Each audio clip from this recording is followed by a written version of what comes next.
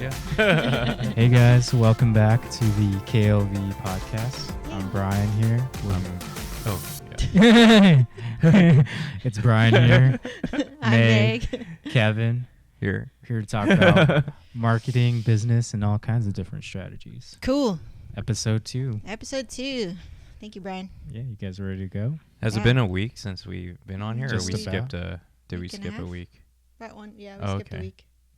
Wow. So, are we going to do every week? I think so. If Okay, We'll cool. try to. Yeah. Yeah. Okay, cool. I don't Nice. Yeah. Cool. That's cool.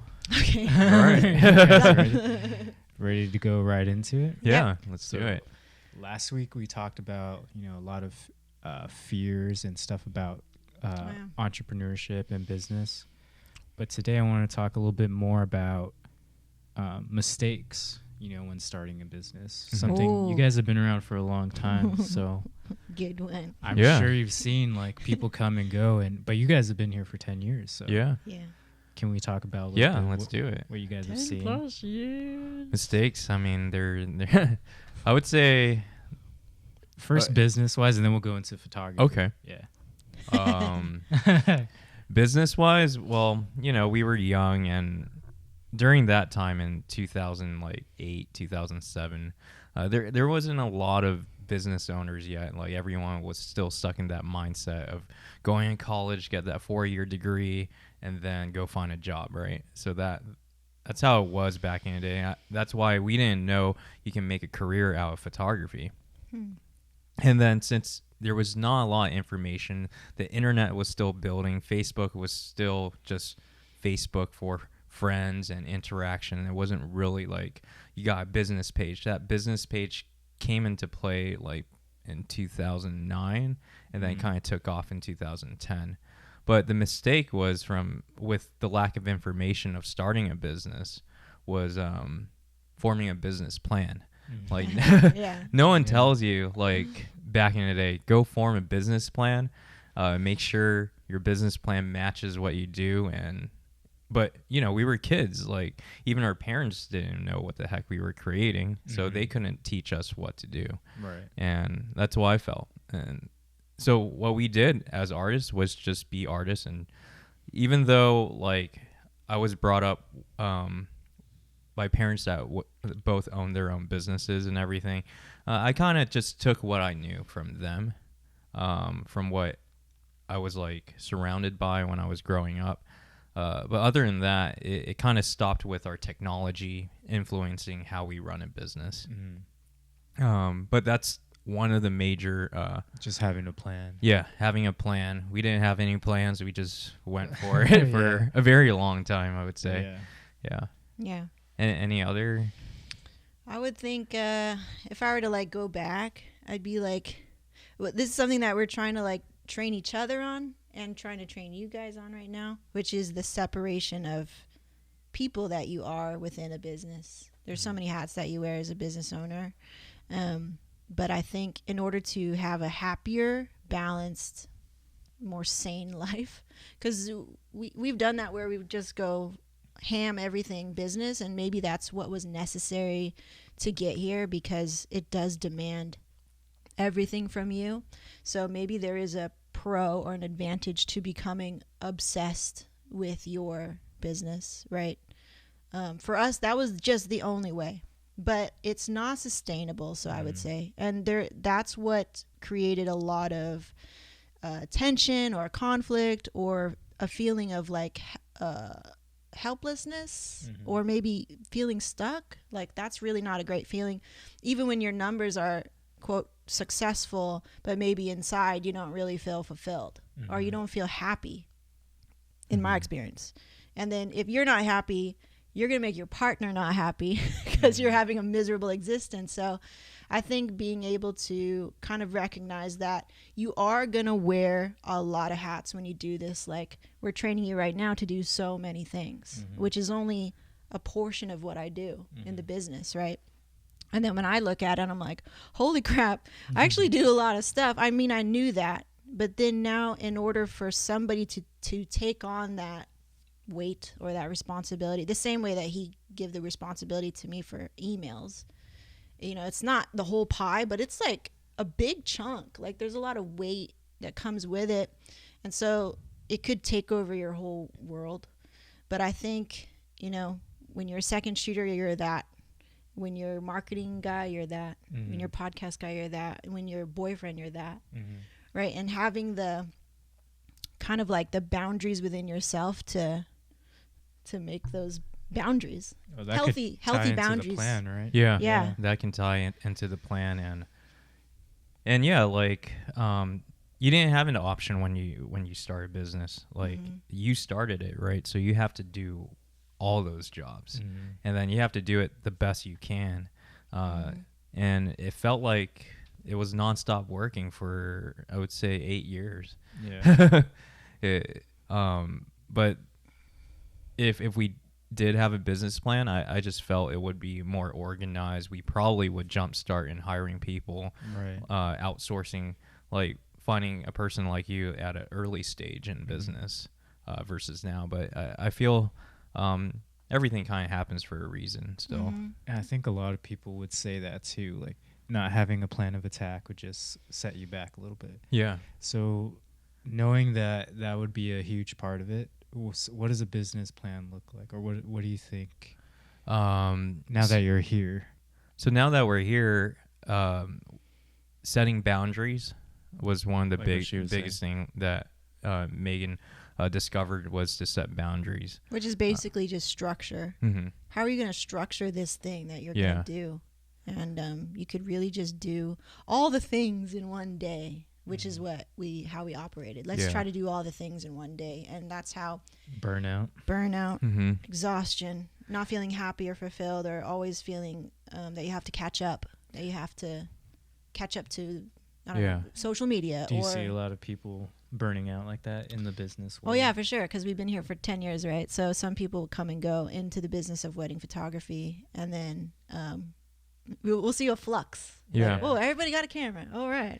And then we'll go away after like 2 or 3 years. Like at this stage, as you're kind of aware now that you're picking up being trained for being a second photographer, like all this training, people will be quitting already. Getting to that stage. Yeah, mentally quitting. Yeah, mentally and quitting. I would see it and be like, I don't think he's ready. No, or she's ready. no, like even getting to that stage of including someone a part of their team, like it takes a lot of training. It takes a lot of trial and errors over the years of training other people to really, as owners, to find their groove in training others. Oh yeah. I could see that mindset already. You know, Yeah. someone saying, "No, I could do it by myself." Yeah. You know, like I'll just do it, and then like you said, the burnout. Yeah. That comes with that. So. Yeah. And then the other mistake that I've done in the past was just spilling out my knowledge to like someone that haven't even picked up a camera or even experienced more than 5 weddings, right? So there's just so much you want to share, but you have to be in that person's shoes that they still have to get their feet wet. So patience is everything. Patience. Yeah. That's a good one. Patience is very good. That makes people quit too. Yeah, when patience. they're not seeing the results right away. Yeah, for sure, patience. Yeah, That'd be a mistake. That's like my number one. This part of my goal is to climb this year and to be more patient. yeah, that's a good one. I've just always been impatient. So, and that's where our mistake was.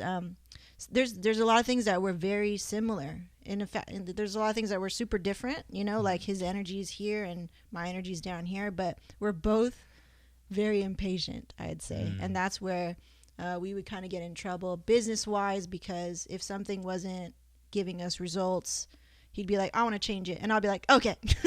Well, there's a balance. There is a balance to patience. Well, now we have balance. The balance is, before we were impatient, right? But we were doers. We were not procrastinators. We'll actually do the job. Whereas someone that is patient, there's also another side to them. They may not do the job as quickly as we, will actually take action. Yeah, we're what did Jeff say we are? Quick starts. Quick starts. Quick start. Yeah. So what does patience look like in the business plan? If you're including that, what does that look like?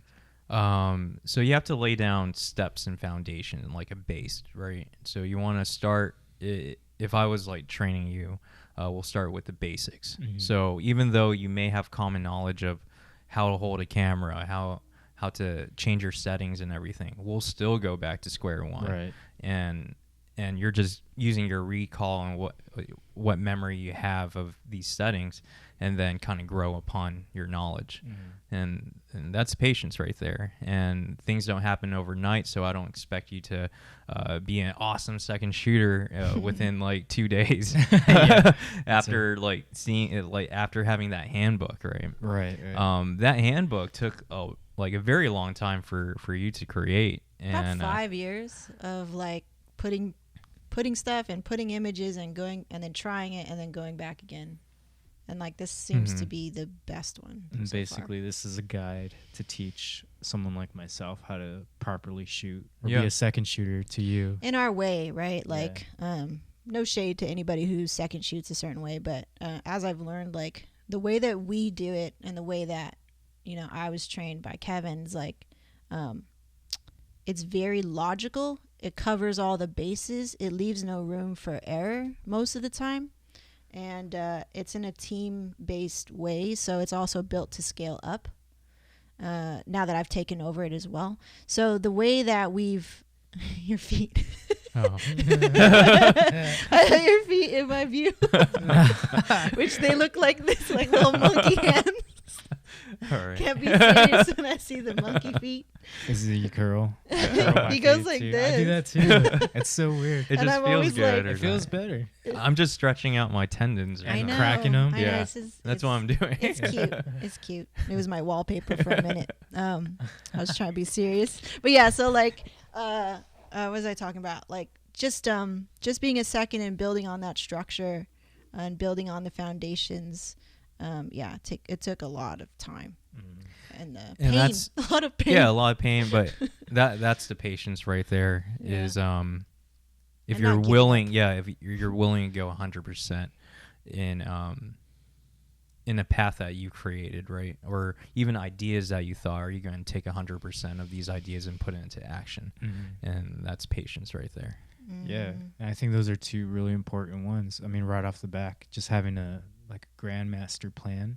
Some people just come into business and start asking questions like right away. What do I do? How do I start? But maybe that's where you start, is putting that plan on paper, or whatever you have to do. And it's all about taking one step at a time. Like for myself, I just want to be there already. Yeah. I just want to be A lot successful. of people do, Yeah.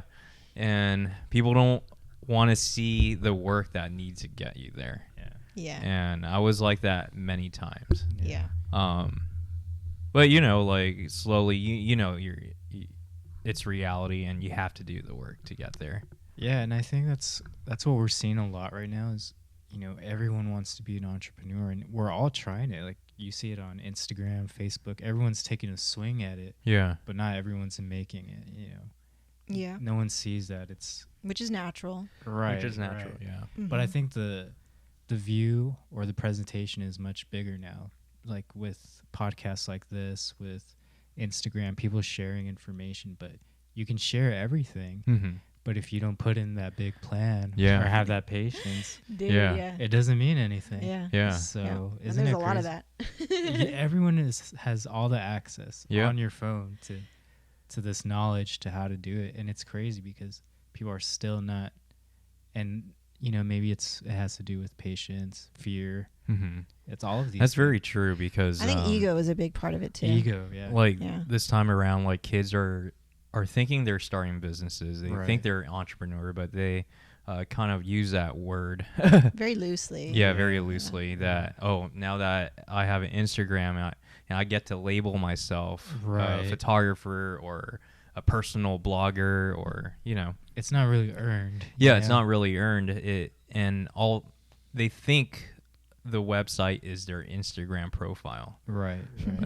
But that's just a Instagram profile. That's just a social media app that Right. can go downhill. But then what's going to really keep you in play is a website. Right. And people have trouble even building a website. Yeah, a lot of people don't have websites. I've seen it in photographers a lot. Yeah. A lot of people ask, or I'll know someone really talented too, very good work, and they won't have a website. Yeah. Just the Instagram. Yeah. I mean, Like, I think that's the hot ticket for now, but I Yeah. don't see that being sustainable. Mhm. hey, whatever works for you. Like, I Right. think it's it could be ego, it could be straight up laziness. Like, sometimes people, they're like, oh, that's not my strength, I'm not even gonna give any energy to it, and they can just get by on their Instagram stuff. Like, by all means, like, have at it, but you're just gonna learn in that But that hard that way. was once us, right? And just know that Instagram is only for one user. It's Mhm. only for one person. You can't have like A a whole billion, yeah, team. like a whole team Right. based on that one user. Mhm. Right. And I think just in the bigger picture, just knowing that these apps and social media, like they're not lasting too long. You know? They're Mhm. temporary. They're temporary. Yeah. So yeah. what's the bigger picture? What's the bigger plan? Because you also see not just photographers, but business owners rely on Instagram and not go too far. Yeah. I mean, Right. there's kind of like a cap. So that could be Definitely. another thing right there. Yeah, and the best thing is for us, right? What we learned is don't worry about the world. Just kind of stay within your own lane, stay within your own business, focus on yourself and your business and the team. When you start branching out and looking at the world and what they're doing, it's going to influence you, and you know, you may just kind of follow their footsteps to failure. Right. So you might as well when just you're on the right yeah, path. when you're on Yeah. the right path. already. Tempting. Yeah. Very tempting. Yeah. Yeah, I could definitely. I think we can all feel that when we're looking at, especially Instagram, Yeah. other people's work. It's inspiring, but sometimes you're like, man, am I not doing the right thing? Or- Yeah. right. So Oh yeah. Well, and even the work on Instagram is kind of made for Instagram, and Right. and not really like, what does the whole collection look like? Because I'm Right. seeing your best moments. highlights. Yeah. That's what it is. How do you shoot this the rest of the time? But it's Right. just square, you know? You know, and you're not giving squares Yeah. to the client. Mhm. I mean, if you are, that's different. Okay. Yeah. But And the clients aren't all, or the couple is not always positioned in the middle for you Right. to have a perfect image in Right. the square. Right. Right. So that's yeah. what I've read on a blog recently as well, Right. is that someone received their collection, but they're all in the center. Mhm. For Instagram, Yeah. right? Isn't Yeah. that weird? Yeah, it's so weird. Like they focus so much on having a centered photo, but they Yeah. forget the moments, and like, you know, you can just capture everything, you know, Mhm. not Right. just positioning them to be right in the center. Yeah, it's short-sighted is what it is, you know. If you're only creating for Instagram, or only creating for the thing that is not even the true meaning or the true product of your product, right? So if I'm a wedding photographer but I shoot for Instagram, it It's doesn't not make even the sense. same product because you're shooting for the photograph. Exactly. But Yeah. you've changed that now to Right. I'm shooting for a square, just like you said. Mhm. Right. It's really different. Yeah. Yeah, it's crazy. It kind of limits you a little bit. It does, actually, yeah. So It's very short-sighted. So, you know, you really need to know what you're creating, yeah, what you're doing and how you're showing up in the world. If you are the Instagram wedding photographer, then so be it. Mm-hmm. But I think people maybe get confused with all of these external things, Mhm. and they're not really thinking about the end product, what's happening at the end, what are clients receiving. Yeah. And maybe too concerned about the frou-frou. yeah, fluff. Well, Yeah. that's with anything, right? Yeah. Yeah. There's so much fluff out there. Yeah. That could be anything from like a fancy lens, but Yeah. you don't know how to use it. Oh yeah. The newest camera, but you don't know how to use it, or you can't even frame the It's photo. very similar to Yeah. when we give our clients coffee, or we give anyone coffee. They get really excited until they open it, and they're They like, don't know how "Oh, to it's do- it's what to whole do coffee with beans." it. Most people think making coffee at home and having all the tools,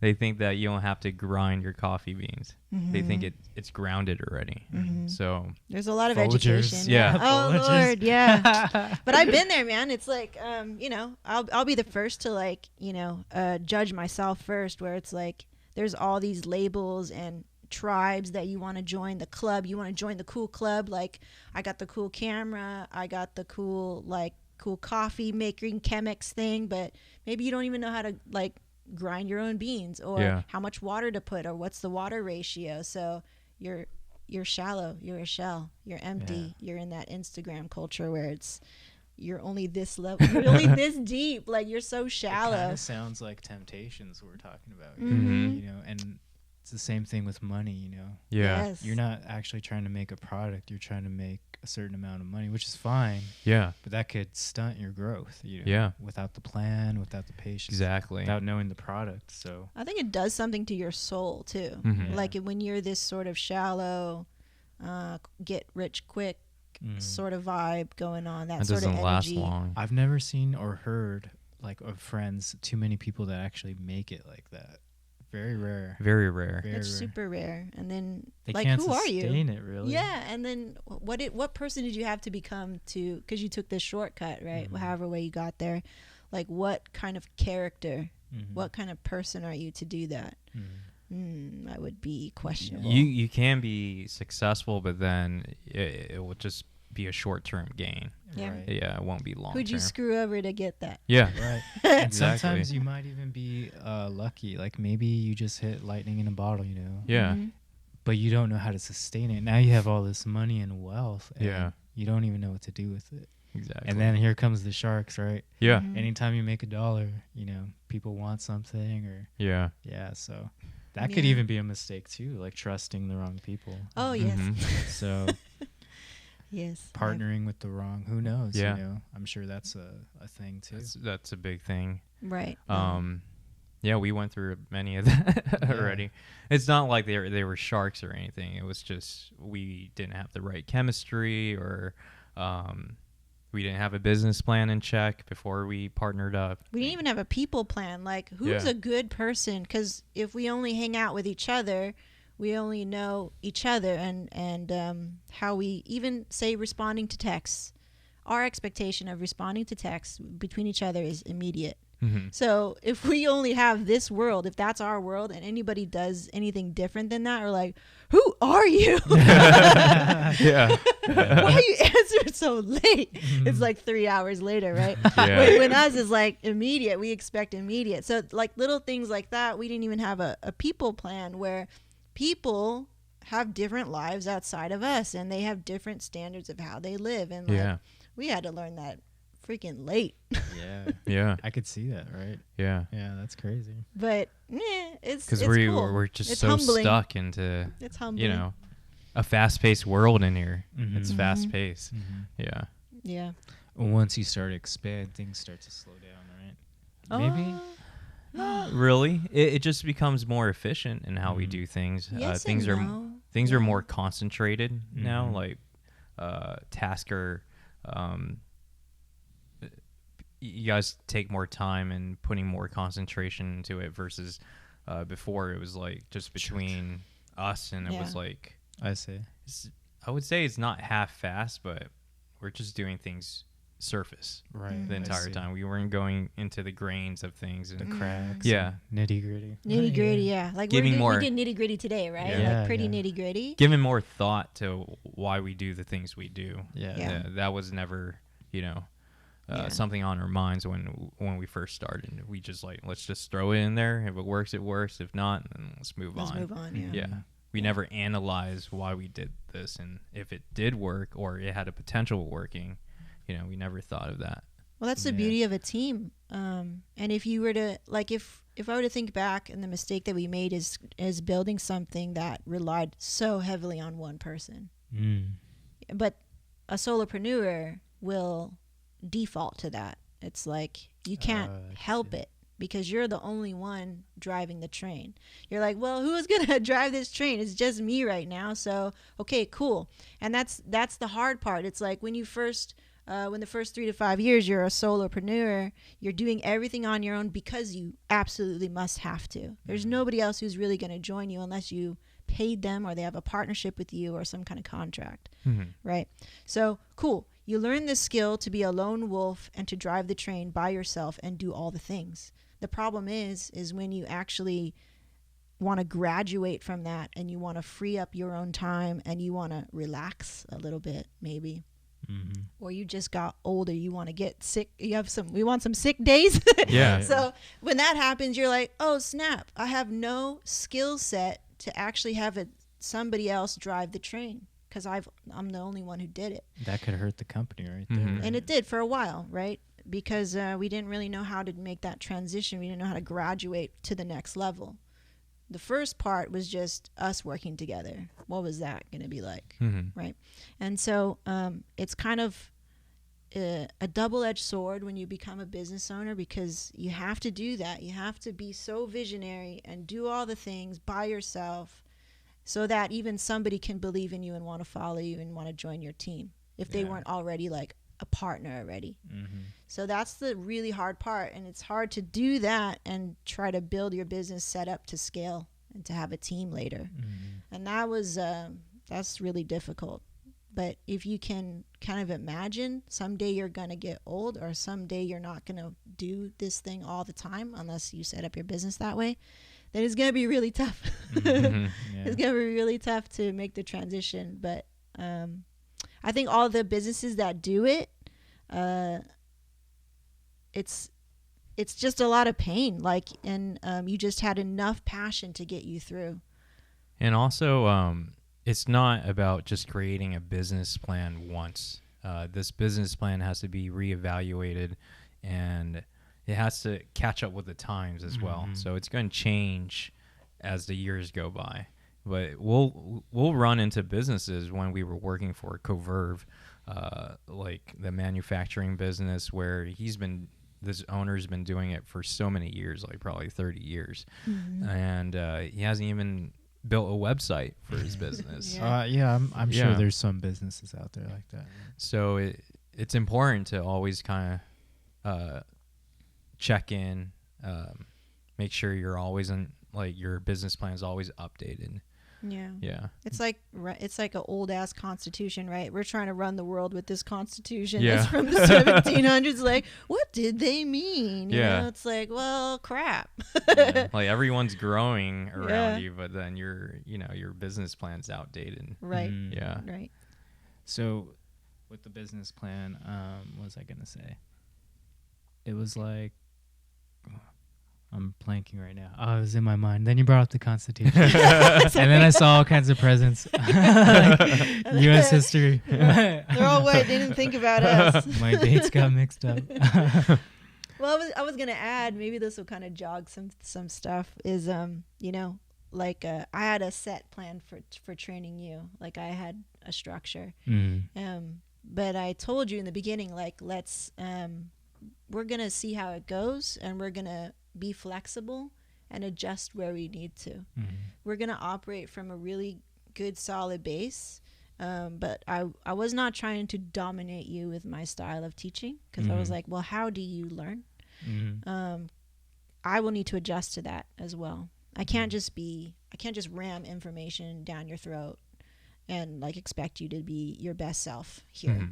So I think it was really helpful, a good reminder for both of us to be patient, yes, and to be open and flexible to the structure that we have. We keep building this structure around us. We keep having this plan, and every time I have somebody new, because you're your own person, you have your own perspectives and everything, so I have to adjust to you.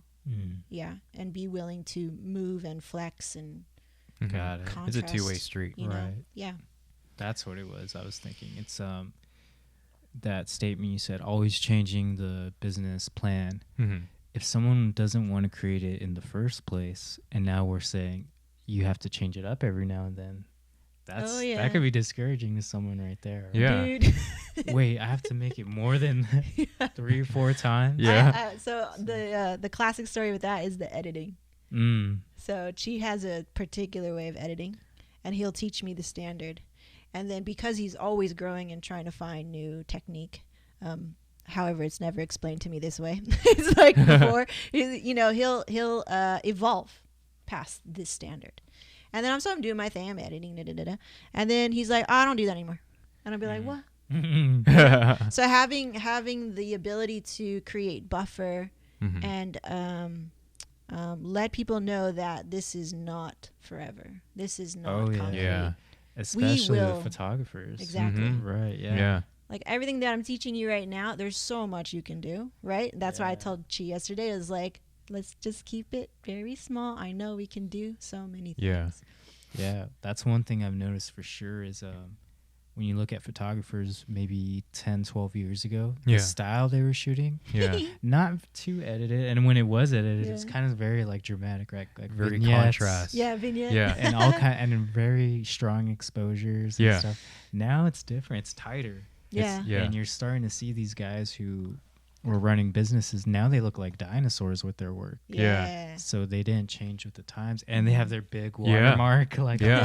on the corner. Yeah. It's Like, not why the you same have a anymore. watermark? Yeah. Nobody cares. Yeah, it's different. We cut the stupid. watermark very early, actually. Yeah. But we used to do it in every photo. We Yeah. used to be like, I someone still, stole our photo or something like that. I still Dude. see people doing that to this day. Yeah. And I'm That's sure. crazy. Yeah. Well, I think when you find something that works, you get very comfortable and emotionally attached to shit. Like, Mhm. as a business owner, I don't think people really realize how much emotion is. I think this needs to be talked about, is like how attached you get to your Yeah. way of doing things. And then if you're thinking about trying to start a team or be sustainable or whatever, you have to be able to let go of Mhm. of how you did it. Mm-hmm. That's a sort of like weird, it messes with you because you're like, dude, I want it to be perfect because Yeah. I would do no less than perfect. But then you're suffering for your perfection because say you're injured or you're sick or whatever, and nobody can do it the way you can. And now you're like, well, dang, I can just one little nick and I'm out. My whole business is done because I've Right. trained Scary nobody. place. It's Yeah. scary, right? But it messes with you in that, dude, I so want to give my best. And the only way that I feel, like the story that you tell yourself, the only way that I feel I can give the best is for me to do it. Mm-hmm. And so it messes with you. Yeah, I could Yeah. definitely see that. Yeah, but it's like you said, just that one little nick, and then boom, You're out. gone. You sprain And, your ankle, you're out. Yeah, like another error in starting out a business is trust. Mm. Yeah, trust is a big thing. Like when you mentioned, let's get rid of the logo, right? In every photo, I was like, how will someone steals photos and Yeah. stuff like that? I'm gonna let them. Yeah, let them, right? Yeah. And then what validated my point where, or what validated your point in letting go of the logo was when a couple said, "Oh, I saw your photo, Mm-hmm. and it didn't have a logo on it, but I knew it was your style, and I knew you took it." Mm. And I was like, "Oh, okay, cool." So How people- cool is that? I yeah, love people that. realize, Mhm. like after seeing your work or following you for so long, they adapt it to your eye, and when they do see your work somewhere else, they know it was taken by you. Right. Mm. So you just need to kind of trust the world in a way. Yeah, and I think it's rarely seen that copycats go further than the original. Mhm. I mean, I hate to say this, but like, I'm a huge Kobe Bryant fan. Mhm. He was supposed to be the You hate next. to say it. I love Kobe. I'll defend him to like, the grave, but I love him, but I don't. he's not Michael Jordan. Yeah. Ah, I could say gotcha. that with truth in my heart. Yeah. He got 5 chips to Michael's 6. Mhm. Mhm. But he believed he was the next Michael Jordan. A lot of people did. Like, he was my Michael Jordan. Yeah. Mm. But the truth is, he was a carbon copy of Michael Jordan. He wasn't the full thing. He was like Savage. 80%, right? Oh, burn. All the Kobe haters are gonna come. Yeah. Yeah. Well, Kobe can't make shoes. Yeah. Yeah. Yeah. Can't touch him on the shoe game. Yeah. Jordan's the guy. Yeah, Yeah. Jordan's the guy. And that's what I'm saying. Like, even though he set his whole life's mission was to be just like Michael Jordan. Same thing with LeBron. Yeah. He's not Michael. Mm. They can never reach his level. Mhm. And that's how I feel. That's with anything. We can always strive to be like someone, but we'll never be. You should just be you. Yeah. Like, Yeah. Kobe should just be very proud of what he's done and be like, I'm Kobe, I'm Kobe, I'm Kobe. That's it. And the next Michael Jordan is just this sort of like buzz phrase Yeah. to get the media interested. Yeah, headlines. Right? Headlines, Mhm. right? But I hope, I hope Kobe doesn't feel that way, which I'm I think so. I think he's Yeah. content. I think he's content with Yeah. what he's built, and I think you have to do that as an artist to go, I see you all doing your stuff out there. That's cool. I'm gonna do me, and I'm gonna be me, and I'm gonna be proud of me. And I think it takes a lot of growth and just time and patience with yourself to get there, but that's the best way. And yeah, it's very similar to your band, Mhm. right? You guys had you grew a fan base, and people know when it's your Oh, yeah. music, right? Yeah, that's right. Yeah, very similar. Yeah. The signature sound or the signature Yeah. look, right? Yeah. Yeah. There's there's something within your music that people notice right away when. And it's good that you brought that up, because that's what happens in music a lot is someone will get hot and here comes the flock trying to copy, but it's not the all same day. taste. Mhm. It's not the same creative flavor, and you might fool a few people into it, Mhm. but you won't sustain it because Yeah. the person is just miles ahead of you doing their own thing, and you're trying to play catch up the whole time. Yeah. So That's I think a lot of music this day, Yeah. you know. And how many artists like flop after a while? They'll have a hot record. Like, what's that one guy? He was a rapper. He had There's one a ton. eye. One What? eye. What was his name? Who's that? He was Oh, no. everywhere for a second. Like, I think I know. Fetty Wap, I think it was, or Oh, something. I don't know. He was hot for We're a not second. in there. Yeah, I'm not even in there. I only said it because I thought you guys might be in No, we're not cool, man. We're not in the know. Maybe if Steve-O is here, he would Yeah. know Oh, all yeah, these names. he probably would have been the one. Yeah. Yeah. I'm still listening to the Fetty Wap. Eagles. He was like a rapper, and he was hot for a second. And Oh, just shit. like any, musician. There's a lot. Yeah. Yeah, like There's a how lot the of people those. try to copy the Beatles for the longest time, Mm-mm-mm. and they got hot for a song or two, but they were not the Beatles, or song after song. It was legendary. Yeah. Yeah. So it's just, I feel the same way with photography. Oh, yeah. Someone may steal your photo and claim it as theirs, but someone will ask them to recreate it for them, and they won't see the They They same won't be able product. to. Yeah. Yeah. It's impossible. I'm And we never already afraid. went through it where I thought my photos can be recreated with our leads. Or Yeah. Savage. Yeah. No, it's the truth. Yeah, I'm trying to teach our leads, like my train of thought when I see something, Mhm. or just kind of break down everything in my process to try and teach them the ways, but it's quite difficult. It's very difficult. Well, that's Yeah. the thing. I think people need to accept. I had to do this with you because I was like, well, I can't. I so want to work like you because it was when it was just us before. Because I was like, oh, is that the only way to be successful? Is to work like this in the chair all day, every day, right? And then go shoot, and then never complain, never say anything, never bring up any emotional stuff, and just be like you. And it didn't work because there's no balance. So I should be me. I should be emotional. I should fill in the gap for you. If I'm a true second and if I'm a true partner, I should fill in the gap. Right? And that's what we're trying to teach. So I think it's cool, you be you. And that's so what I've come to accept is yeah, I want you to be creative. I want you to do all your ideas and to do all that stuff and not put your energy towards email. Because that does not demand creativity most of the time, or your true gift. Your true gift is photography, so that's what you should do.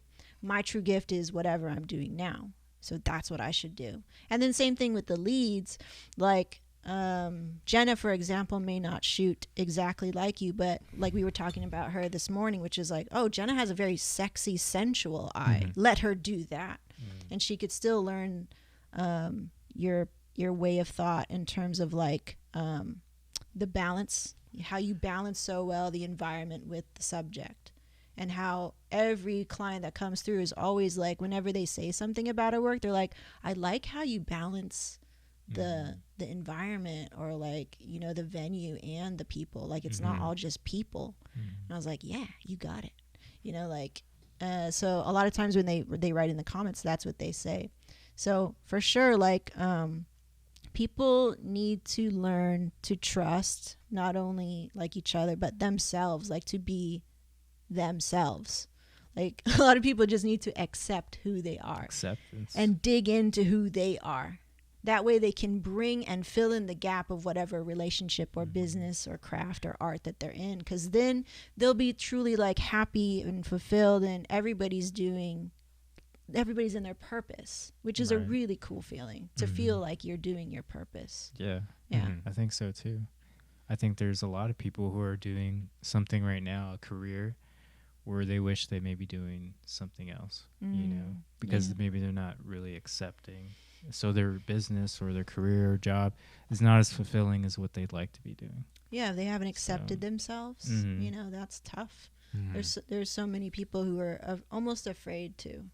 Yeah, and you see it a lot too. Like sometimes you're at an auto shop, someone's a car salesman, but they really want to be selling real estate. And they thought, well, maybe I can earn the skills here, and then, but now they're stuck maybe, and they're not fulfilled because I want to sell houses. So there's a lot of people out there like that. For sure. Oh yeah. For sure.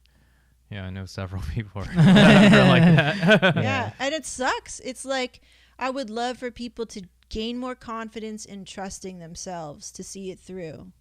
And then they could just, kind of take baby steps towards that feeling again. I feel like we talked about this before. It's like you're always waiting for somebody else to give you the green light or to give you permission or to choose you.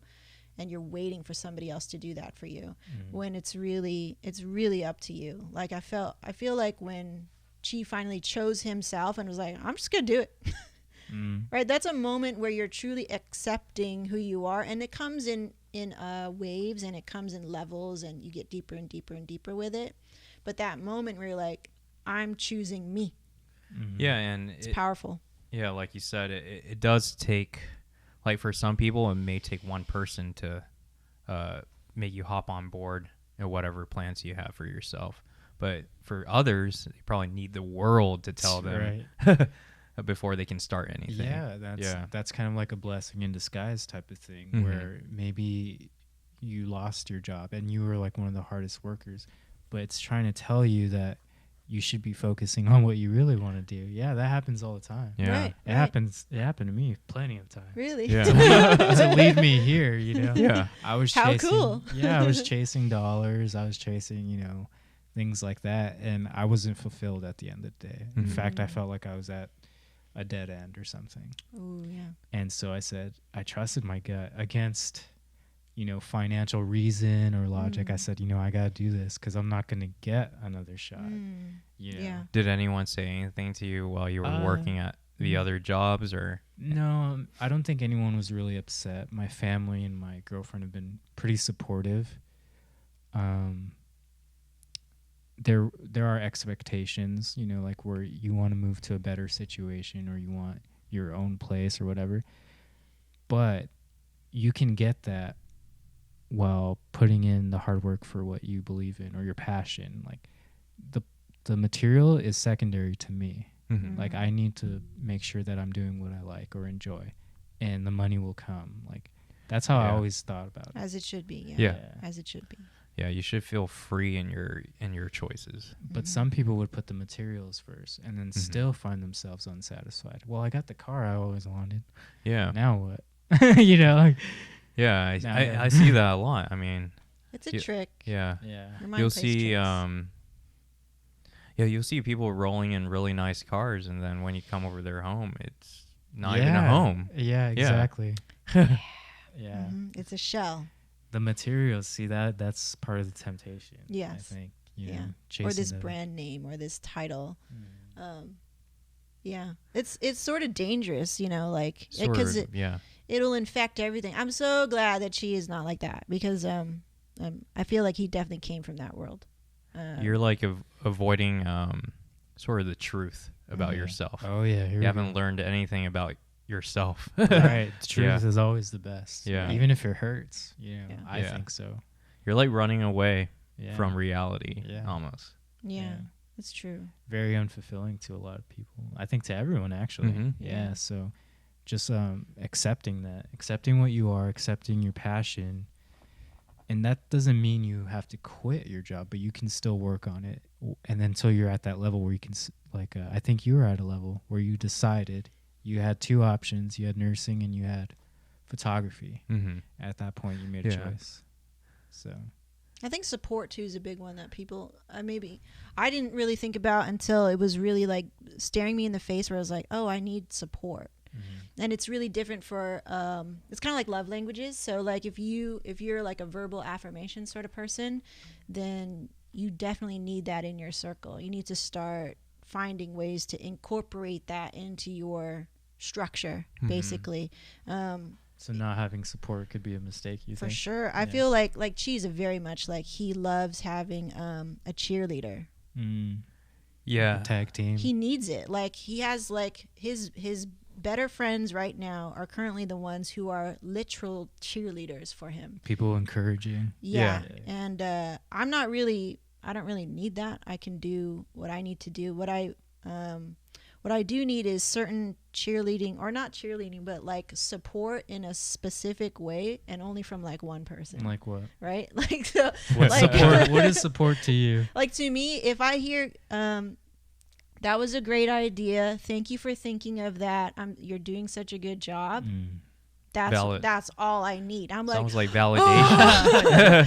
like, It's almost thank like you. validation, right? It's, like that you did a good job, or It's kind of, but that I first have to put forward the real effort. I can't put a shit job forward and then ask for it. Mm-hmm. I have to first know that I deserve it, basically. So I've worked for it, and I validate myself first. And then if I'm looking for support outside of myself, I'm looking for it from one person, which is usually just my husband. So it's like, cool, I want to know that I'm doing well in my job. Yeah. Whereas any other friends, if they say good job, it doesn't mean It's that not much as to me. impactful. Yeah, Yeah. I'm like, I know. Yeah. But if I don't hear it from Right. my husband, I'm like, oh man, why is he fucking not telling me Yeah. that Yeah. shit? You know, Oh, I like, think so. You know, like Yeah. that. Support's very important. That's Yeah. for me specifically. But finding out your own specific business love language, your own like real love language, What is I guess. support to you? What is support to you? And then not being afraid to ask for it. Because Yeah. I feel like it could hinder someone where, in my experience, I'm like, why do I feel irritable? I didn't even know why. I didn't know that was my love language. I didn't know that his words would mean more than Jenna's words. So what would you guys say to some people? Because there are these people that say, well, I can't do it because I don't have the support. What do you say to people like that? I'm saying you go find it. Yeah. You go create it. You know, because there's Yeah. people like that. Oh, maybe my spouse doesn't believe in me, or oh yeah, Oh, yeah. we ran into that as well. Yeah. But then you have to kind of find your own world.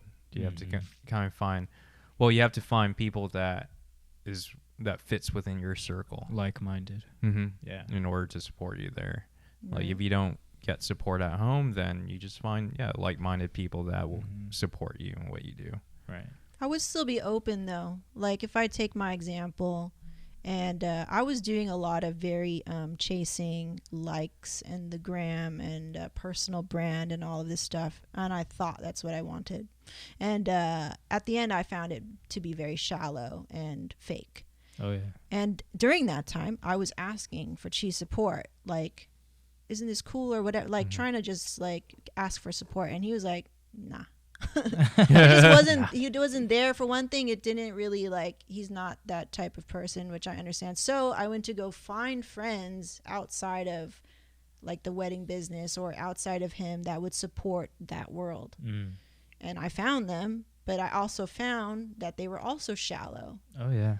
And so I was like, okay, cool. So now I know, like, now I know the difference. So maybe the reason why he wasn't supportive during that time in this particular realm and industry and everything that I was chasing at that time, it didn't make sense. But I had to go through it myself, and I was sort of like, at the time, it's not like I didn't learn anything. I learned a ton from that. I brought back into our business and everything. So it wasn't wasted time. But if your spouse is not supporting you, I would also question, where's the validity in that? Maybe there's something there. Oh yeah. A reason why. Maybe there's an unconscious, unsaid energy or something that doesn't, maybe it's not authentic. Maybe it really, and it was true. That wasn't my true self. It wasn't my true purpose. It was actually to be here doing this. So how do you feel in terms of support?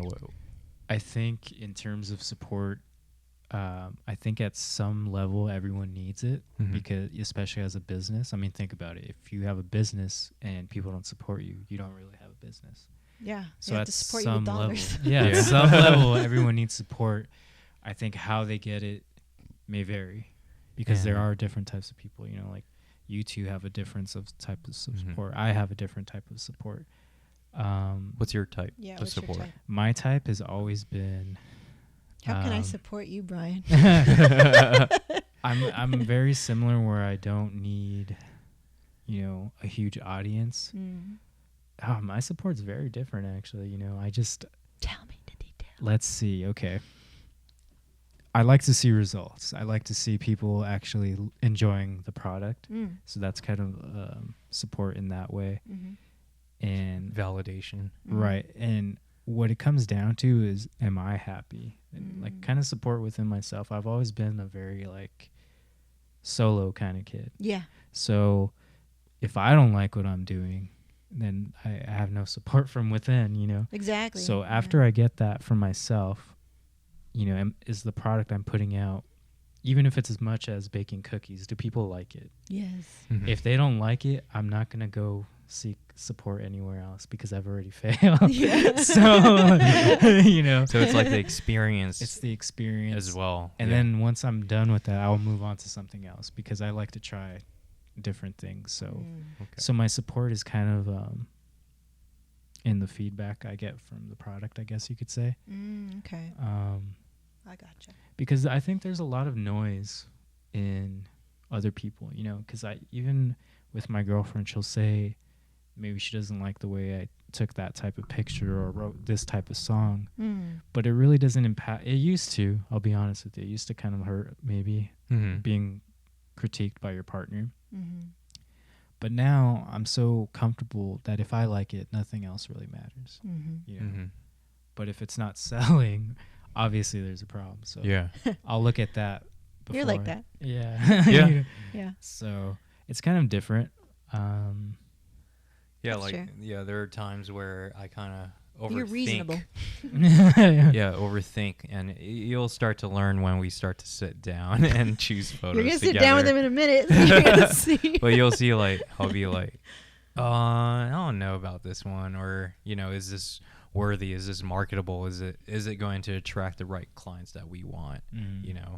Or are we just following a trend and just posting it just because it's trendy, right? Yeah. But then if we're just posting because it's trendy, we're going to attract a broad spectrum of clients that we don't want. Exactly. So we rather just put out what we want. Right. Yeah. And a true energy out Yeah. into the universe. That's self-validation. Yeah, I Yeah. think that's concrete. Yeah. Because every time I've attempted something, I've never really thought what my parents may think, what my girlfriend may think. I just said, I have to try this. Like, inner self type of thing. Oh, I'm still learning to let that go. I think a lot of podcasting is a great way to do that. But I would think like that. I'd be like, oh, I'm worried about whoever's going to hear me or how they're going to perceive me. And then slowly throughout the last probably 5 years, I've just been like, I don't care. Yeah, there comes I a will be time me. where it's too much work, isn't it? Yeah, I it feel is. like It's too much work to filter yourself. It is, yeah. You just want to just be you, like go crazy. Yeah. That's the best. Like, look at it. Like, the best comedians are like that. The best artists are like that. Best basketball players, Jordan dunking everywhere. We didn't really see that too much before him. That's Right. kind of his creative art. Yeah. With Yeah. the tongue out and everything. Like, Yeah. that's him. No Like, limits. yeah. Just go. Yeah, Yeah. just go. A But be you. freedom. Yeah. Try everything, Mhm. Yeah. And yeah, exactly. And then see, that's where Kobe came in. And Yeah. he tried to do the tongue thing. Yeah. It wasn't See? him. It wasn't him. It wasn't him. So Yeah. I'm sure he felt that pressure. And that guy was so young when he came into the league. 17. Right? So it's Mhm. like, dude, if you don't have a good grip on who you are as a person, which I don't blame him, 17. Mm-hmm. Like, Steven is 18. Uh-huh. Right? I'm like, oh, you are so young. And I kind of forget that sometimes. Yeah. But like, giving yourself time to wear the jacket of your own making. Like, oh yeah, How do you think, so what we're talking about is accepting yourself, because that could be a mistake at the beginning of your business. If you don't accept who you really are, you may find yourself in quicksand or a rut, whatever. Mhm. So how do you get to, this could relate to business, I think. How do you get to, this is who I am? I think. Well, I'll let you answer that first Well, because I'm sure you went through that. That's an important question to yeah. ask. I mean, at first, how I kind of think of everything and what influenced my style and train of thought when I'm taking a photograph back in the day was choose who inspires you, narrow down that list to like 2 people. Like any more than that, you're indecisive. You don't know what you want. You don't know what type of photographer you're going to be. So I just narrowed it down to 2 categories basically, which is That's a good tip. photojournalism. You know, I like the true expressions, the real moments, not the fake moments, the raw moments as well. And then the other one was more editorial. Like, even though it's still photojournalism, you can still compose your shot with nice lighting, with a nice backdrop. Still get that elegance. Yeah, that elegance to that photojournalistic style. So those 2 combos was what I fell in love with, and then that's what I kind of developed over the years. You're the combination of both, you know, and it's just like a color, how it works, right? Red and blue. Now you're purple. Yeah. So exactly. So, but what kind of purple? Too many colors. Too many colors, and you end up a weird, muddy, just like the soap. Yeah, exactly. I put like 3 cents, but then you only can smell 2. Yeah. Isn't that funny? How the littlest things like that relate to the biggest. So many parallels. Yeah. It's a lesson. It's a lesson. Yeah, that's a good tip. So narrowing it down to 2, maybe, you know, see what you're most passionate about. And then slowly, right, the other thing was, after seeing their work for so long, it was time to cut that off. Because you don't want their work to 100% influence your work, because you have to create originals and everything. So, dude, yeah. So after like a year or 2, it was like, I'm not looking at anyone else's work, and I'm just going to be me, and then create. And your biggest competition is yourself, right? Like, you don't want to repeat necessarily what you've been doing. You want to grow. Keep creating. Even though you go to the same venue, think of other things, you know, like how many ways you can shoot at this location. I think that's another place where businesses get stuck, is they see that something's selling and they milk it to the end. Yeah. And now there's nothing left. You know, they didn't grow or they didn't push themselves. Yeah, and that's true. I mean, you'll stumble. You get comfortable, right? Yeah, you get comfortable, and there are times, like, to be honest, there are times that we shot at this venue like over 20 times. We got go-to moves. We call them go-to moves. You have go-to moves, and go-to moves work, right? Yeah. But you did really maximize this entire venue to its fullest, and that's where you can say, like, there's nothing else you can do unless you can fly, right? And you can take the shot, unless you get above. Other types of equipment, right? Yeah. So I get that. Sure. But other than that, but starting out, I would say, like, to be original, to be yourself within your own art is just to cut yourself from looking at your inspirational type people and just move on. Yeah, I think that's important, because I think some people want to start a business, but they don't know where to start. And maybe, just like you said, just having those 2 inspirations for a little while is enough traction, I think, to get you going. Yeah, stick within your own lane. Stick with one clear focus of what you want to be. Knowing what you want, I think is you have so to know important. what you want. You have to know what you want In order to... I could tell you, Brian, today. If you know what you want, you see that Go thing. capture it. Yeah. You see it, you know how, and like, you're like, this is what I need to create. Right? Like, Yeah. that's... Like, you'll see me, like, there are times, like, if you go out enough where I'm just shooting, you'll see I'm just walking, and my head is always, like, going, like, back and forth. Is because I'm trying to figure out, is that what I want? Is that the setting that I want? And then after that, I'll have a vision within that setting, and I'm just going to go do it. Try to capture it. Yeah, so my couples were, like, sometimes like that. But, you know, like, that's where you create, and that's where the magic happens. It is, yeah. Is when you're spontaneous. And everything you said can just apply to the big plan, right? Just scouting, looking, what do I want? And then go get it. Yeah. And there's like, for starting out, there's extra steps that you have to do before you get there. But for once you do it for so long, it will be second nature, where you can just show up to that place and you'll know exactly what you want. Yep. You will get there. Very similar to a chef and cooking. Like, I feel like this. I know exactly what type of ingredients I'm going to put into this. It's very pan. similar to cooking. Yeah. Once I learned the theory, I'm like, now I can cook anything. I can basically make a good tasting meal. It won't taste like crap. Right. If I have some basic ingredients, and if I don't have the exact ingredients, I can find alternates and still be creative, like creatively problem solving to still get the same result or a similar result. And that's what photography is too, up and down all day. It's like, okay, I only have 10 minutes. Oh, I have an hour. Oh, I have a short groom, or I have a larger groom. I'm shorter than the groom. I'm taller than the groom. Like all these little tiny little problems, and you already know what you want. So, and there's all these little ways, and that's the artist navigating all the ways to get to the end product. And owning a business is like that as well, right? Those Exactly. alternates and And plan Bs. accepting. Yeah. You have to accept your mistakes. You have to accept your failures, and you have to accept that you're going to fail. Yeah, and once you Scary to people, right? And it's talked okay, about that and last it's time. okay to do that. Right. yeah It's okay to don't fail. don't look at that word as a negative word. It's not a negative word. Just look at it as a growing stage within your career. I saw a post the other day. It said, "Sometimes you win and sometimes you learn."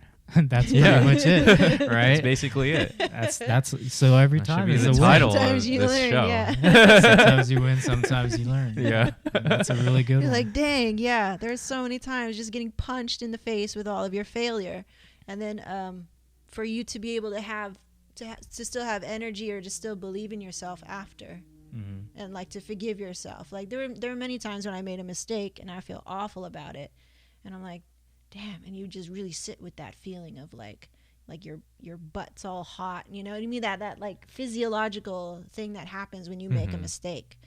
And that could take it, you could take that in scales, like a small mistake, a big fat mistake. But like to really forgive yourself and still move forward. And not too many people have the courage to do that because, it sucks. It's good to feel it, but then it's good to move on. to move on. Feel it though, feel it. Yeah. And know it was a mistake, and then just move on. Yeah, but don't let it people hinder just you. linger too much. Well, what do you mean, like feel it? You said you guys keep You have to saying feel the pain, The that- guilt. the guilt, and like truly like embrace it. Remorse, yeah. Mhm. To go through the spectrum of emotions, not to cut it off just because it feels painful. Oh, I don't want to go there again. It's like a breakup. Like if you were to get in a breakup, say you're 17 years old and you broke up. Oh, that hurts. And then maybe you became this very like emotionally scarred person where you never even want to get to that point in a relationship again because, oh, you got hurt. It's the same thing. It's the same thing. Like you're going to get punched in business and in your art. Like when somebody gives you criticism on your stuff and you're like, ooh, you like don't like it. You don't want to sit there. You don't want to hear it. And they're telling you, oh, yeah, and you want to stand up and defend your shot or whatever, your art. And you're not willing to go there. Feel all of that, but then know it's temporary. All this pain, Part of it, right? Yeah, it's part of it's it, part of so it. that you don't do it again, or so that you push yourself to be better, right? And sometimes there's different levels of failure as well. So we understand when we're training you that it's a two-way street when it comes to getting the shot, right? But then you did get the shot, but it wasn't the right lighting, so we understand that. So there's different levels of failure, you know. Probably the ultimate level is not getting the shot. The ultimate one is screwing me over. You didn't even show up to the wedding.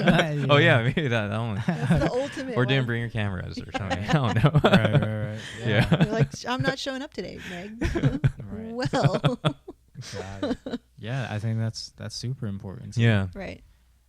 A lot of people get discouraged just by that. Yeah. So making a mistake of, I started a business, because you'll hear this too, I'm never going to fail.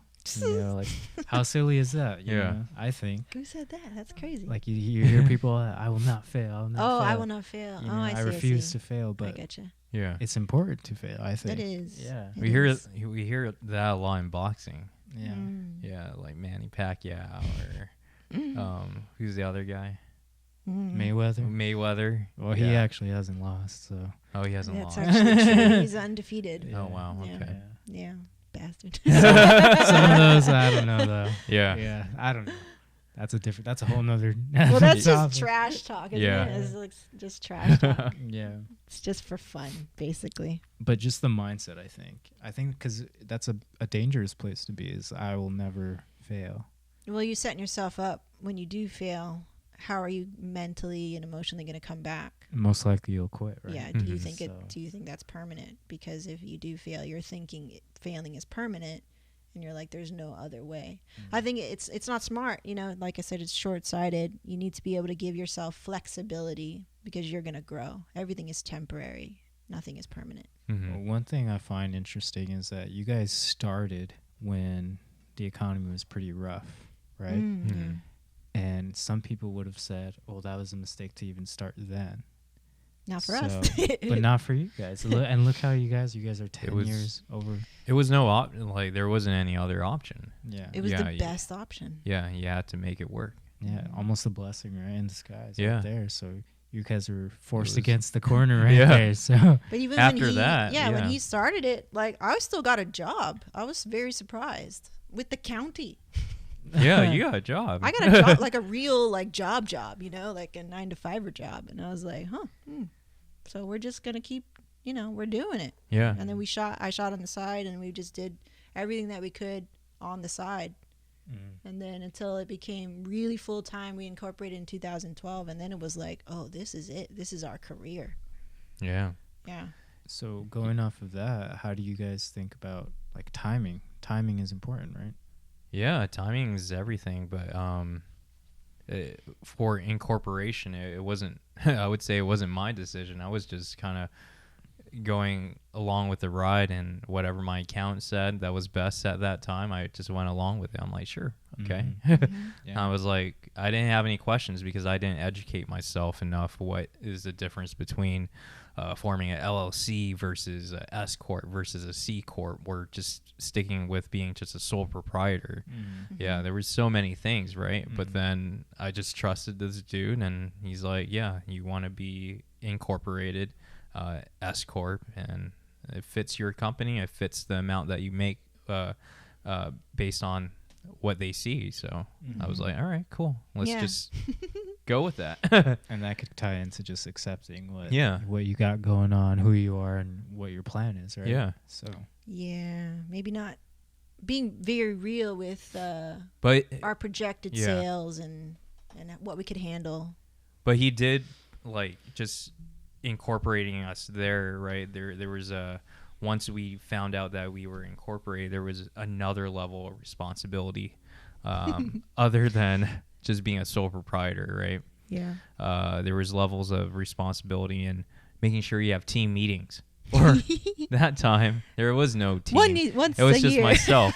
So I would have a meeting with myself. I would like write like a Word doc listing. Okay, I'm going to meet with myself from 8 a.m. to 12 p.m. and 4 hours. Yeah, and we're going to discuss about these topics, and then I'll just like, for example, I'm going to subscribe to Adobe CC. That was the meeting. And what is Adobe CC going to benefit your company? What is it going to do for you? What's the advantage? What's the disadvantage? And yeah, there were so many things that you have to kind of think about when you take another level. Yeah. Yeah. So what would you say to people about timing? Because you hear this a lot too. It's just not the right time. And this could be a mistake because Yeah. that time never comes. Yeah. And businesses that could help the world never get started. So, Yeah, I just say, I don't know. You just need to trust yourself. I say make your own damn time. Yeah, man. make your own time. Like, do you think there's such thing as the perfect time? No. Well, There's make no it- perfect you time. Make, well, Yeah. define perfect. You know what I mean? Like There's- perfect would yeah. be Oh, I If have you all kind the of think money. about the housing market, that's a perfect example where there is no perfect time to buy a home. Mhm. Like, you either have the money to buy a home or you don't. Mhm. And if Right. you have the money, it's perfect time. Yeah. If you have the money, go buy it, right? Go buy it. But just yeah. don't wait because the interest rate's super high Mhm. and the house prices are low. Mhm. Because if you don't buy and you buy in another time, the interest rate is going to be super low, but the house prices are going to be high. So it's Mhm. always going to be one or the other. Mhm. There's never a perfect time. Well, Yeah. yeah. If you're It's trying to just make your a time. decision based on fear, these are fear-based things. Oh, the Risk, you know? yeah, the interest rate. Or if we're talking about wedding photography, it's like, when's the perfect time to start a wedding photography business? Oh, like they're gonna release this new camera in like 6 months, so I'm gonna wait for that time, Mhm. and then that shit's gonna come out, and then it's gonna Mhm. be like, oh, nobody likes it. Okay, I better wait for another camera. Like, yeah, I fool. think it's a bad habit. Yeah. It's an excuse for your own fear and your own lack of courage and trust in yourself, which if you do not have a self-awareness about yourself to know that you are fearful and lack courage and are not taking the steps to address that, because everybody has fear and lack of courage, but some people read books, some people go to seminars, some people confide in their friends and everything and try to build themselves up so that they can take those steps. But if you're just there and just be like, no, I'm just, I'm gonna wait for that perfect time. Mhm. If you wait for that, it's like It's never going to happen. never gonna So happen. you're saying the time is now, Yeah. and It's maybe- whatever you deem it. Yeah. If you want to start, I you feel start. like, yeah. the time is now is when you ask that question. Is it the right time? And you're like, it's yes. the time. The Yeah. moment, so It's the your moment time you already. ask that, the Yeah. moment you ask that, that's Yeah. the time, right? That's It's the the time. time. Yeah. Yeah. Your guts, I think your body, your You're already mind, thinking about your it. soul is asking Yeah. you Yeah. a question. You're just saying that because for whatever reason, all of the like whatever trauma that you went through, all your social upbringing, however old you are, you're like, it's really not even a question. It's just you kind of talking to yourself saying, yeah, okay. I think that kind of That's cool. validates it for a personal decision. But I wouldn't apply that same, I would say that same mindset towards buying a home or something, because if you don't have the money, it's not the time for sure. Right. Yeah. It's if you have the tools or The tools. and your mind is asking you this question. Yeah. Because it's like saying, okay, well, I have everything ready. Now when do I go, right? Yeah. That's when you That's should. when you go. Yeah. Yeah. If you already just said it, right? It's like you're already like kind of like going down the wave, as it Mhm. were. I have everything ready. Okay, go. Yeah. There's no even question following after that. The question is almost redundant. I have everything ready. I will go. Yeah. Yeah. It's very similar. What made the jump for me to start the wedding photography business was, did I have the tools, right? Did I have the financials to be able to afford new cameras to get me where I want to be, right? Do I have the tools to edit these photos, right? And I did.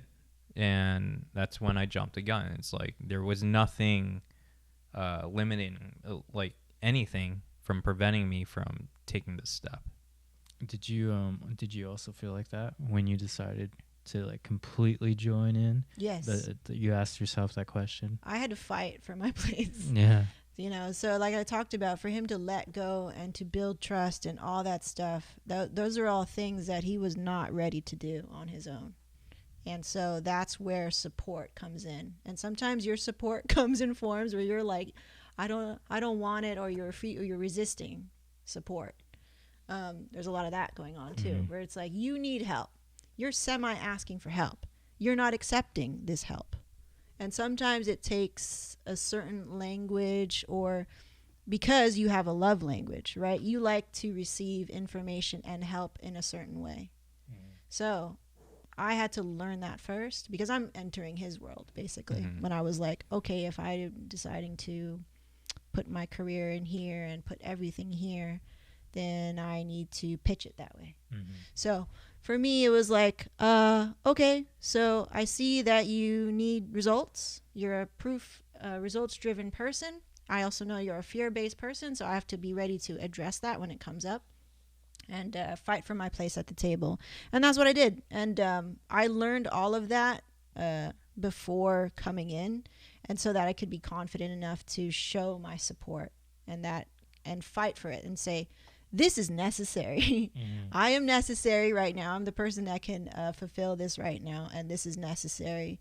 And I had to have the language and the comfort and show the support, and whatever his like way of receiving information, I had to learn that language basically, and then do it, and then show up, and then show up. Yeah, show the work and all that type of thing. Yeah, that's important too, I think. Yeah, just being able to make sure that, do I fit in here? Yeah, as that was the question that you had to ask yourself. And I had to have courage to know that, because it was scary. It was like, oh, I know he's very, like his standard is super high, but I also had to learn to trust myself to do the work, and to learn if I messed up, which I messed up. There was many times I messed up. There was little mistakes that I made, and I'll feel it like, oh, I made that mistake, and then later on just be like, I will never do that again, because to me that's super powerful, like to feel the sting of your own mistake.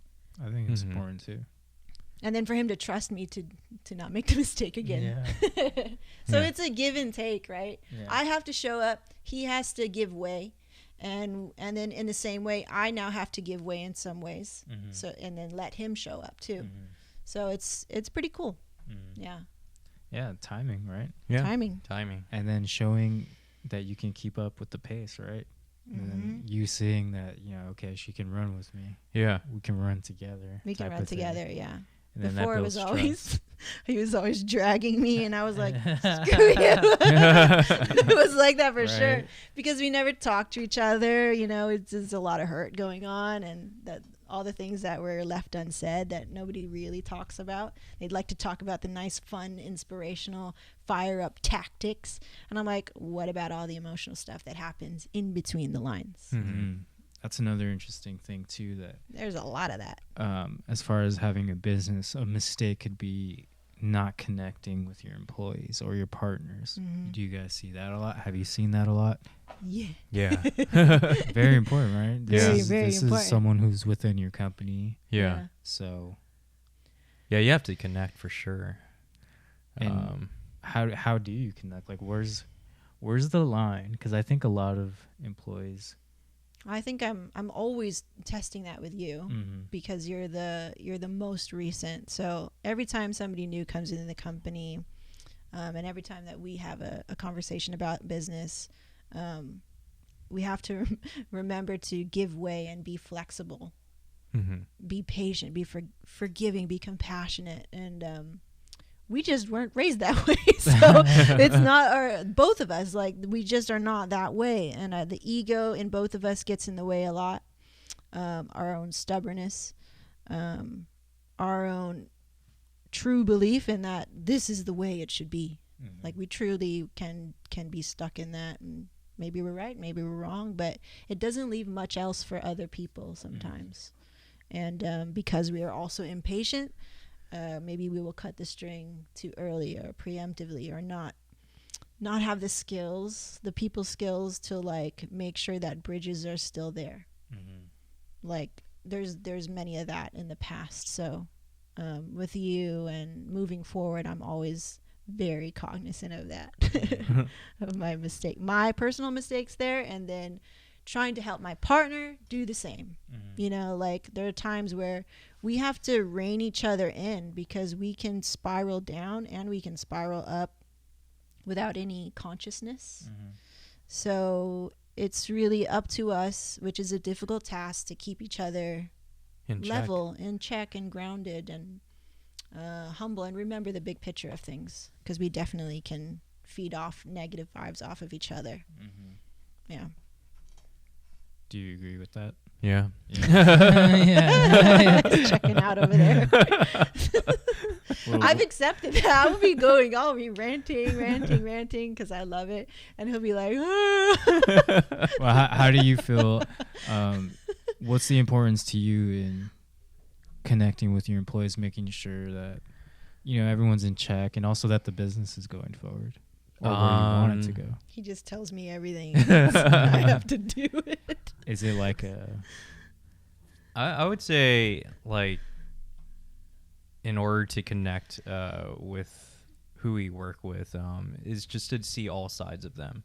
So by like us working out, just seeing that side to like really know someone, you know, even just going out for dinner or lunch, something simple, just experiencing these different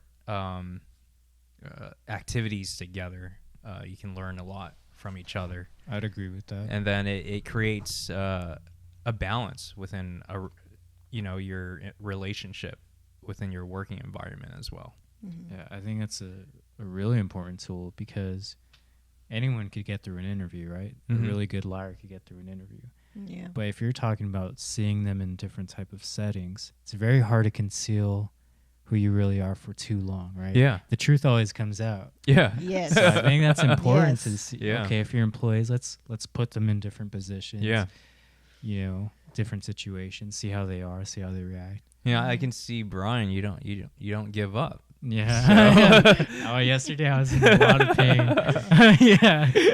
But even rock climb, you didn't give up. Yeah. Even after your flaps Yeah. were like Yeah. showing Yeah. on your hands. Yeah. But that tells a lot already, you know. Yeah. And Yeah, we look for that. just knowing that you probably know my personality in a way that I observe a lot. I'm observant and I can be judgmental, but you know that's just your personality, and you're just that type of person. So you're just doing whatever. It's always for good reason. Yeah, you for know? good reasons. It's not negative against that person or anything. Yeah, I think the same applies to someone in my position where seeing how the people treat me or talk to me in business. You know, a lot of people will leave or stay at their jobs because of their management. Yeah. So that's super important. And I think the way that we've been moving at the pace we are is reflective of that. You know, Yeah. trust. There's a lot of trust here, I think. There is, yeah. So, And there are times like where's the balance, right? Where's the balance of work and play? So we're still trying to find that as well.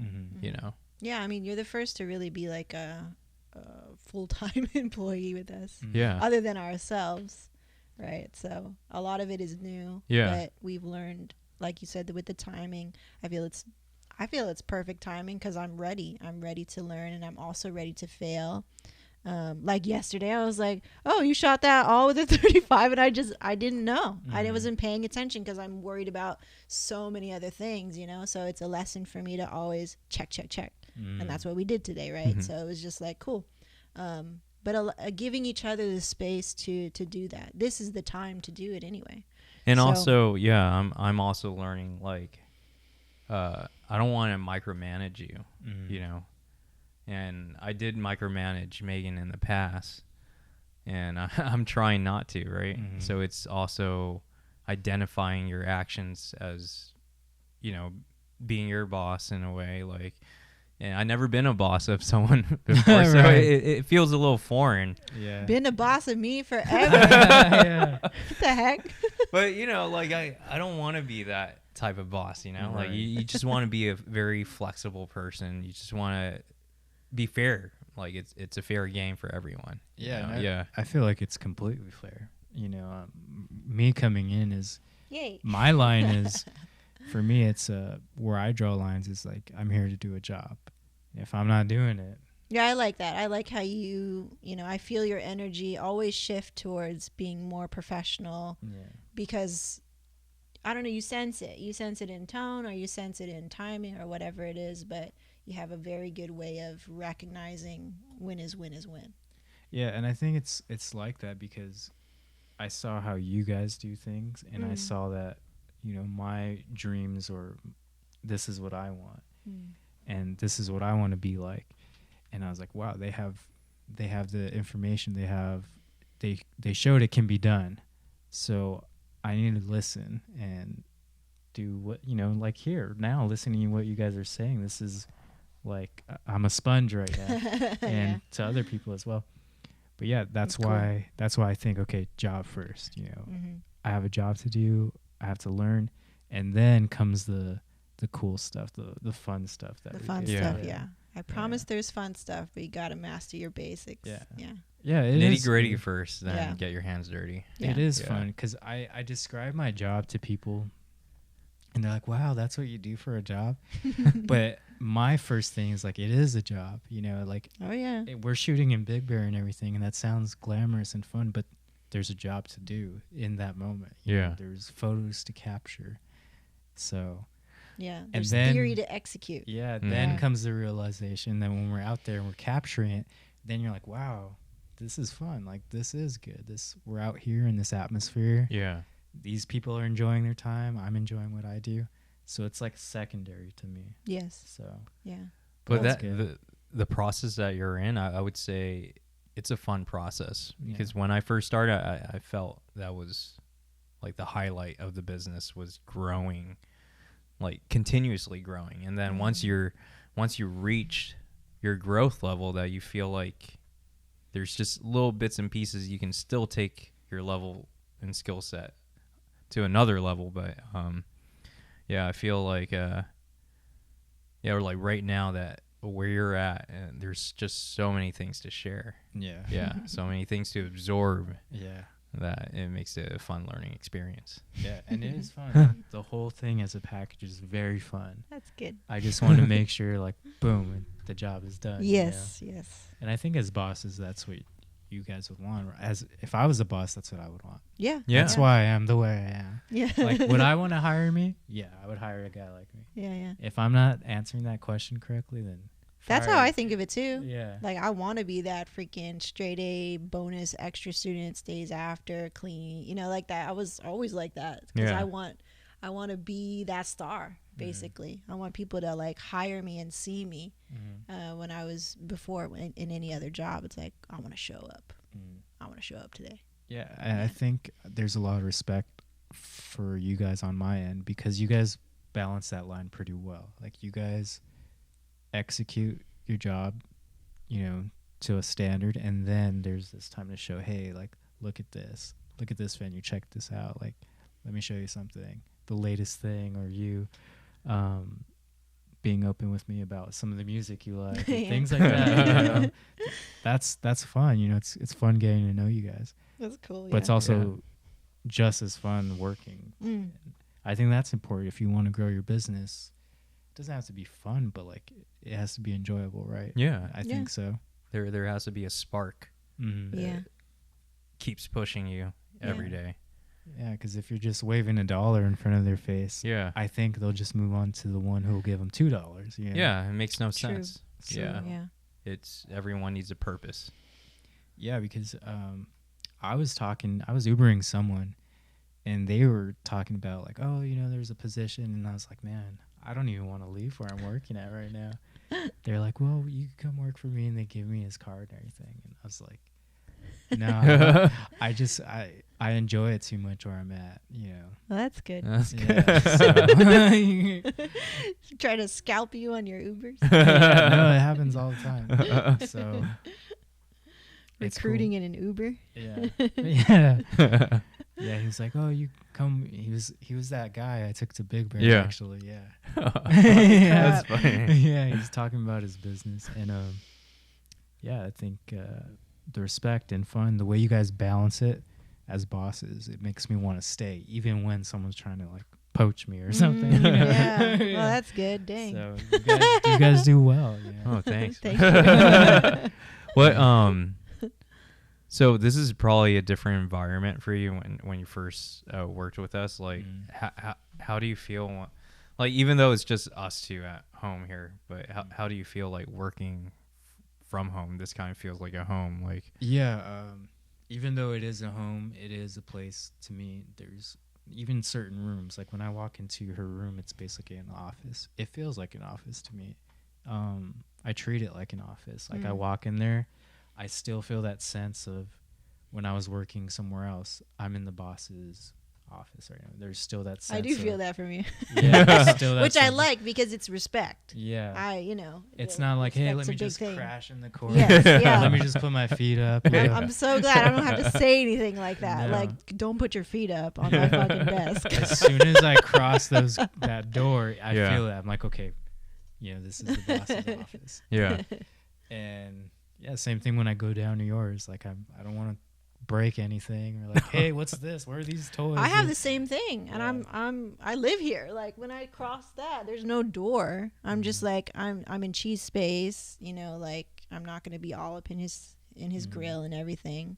And I had to tell him that about my space. This is my office. Email me. I'm the same way at home too. I have a desk in the corner of my room, and sometimes my girlfriend will put her clothes there just for a second. And I say, no, I swipe it off. Respect the desk.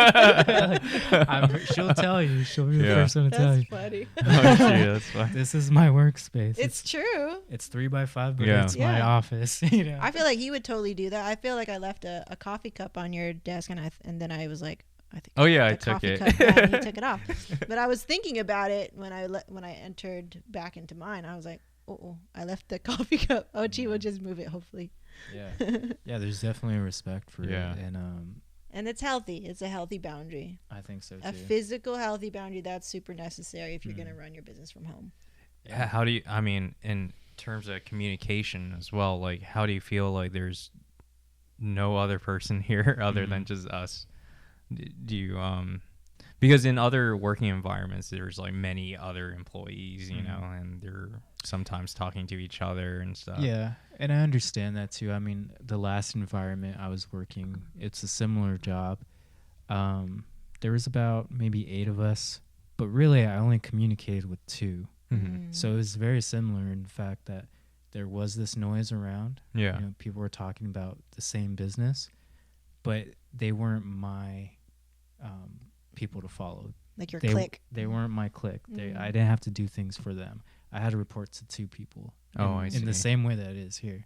Oh, okay. So it's very similar. common, very similar. Even if even working from home too, it's a little bit different when I'm at home, but I still have that connection to you. I can reach you very quickly. Kevin seems a little bit further because you're not on the Slack as much because that's between mostly her and I. But if I still needed to contact you, I could. Yeah. And I live down the street. So Yeah, that's different. Yeah.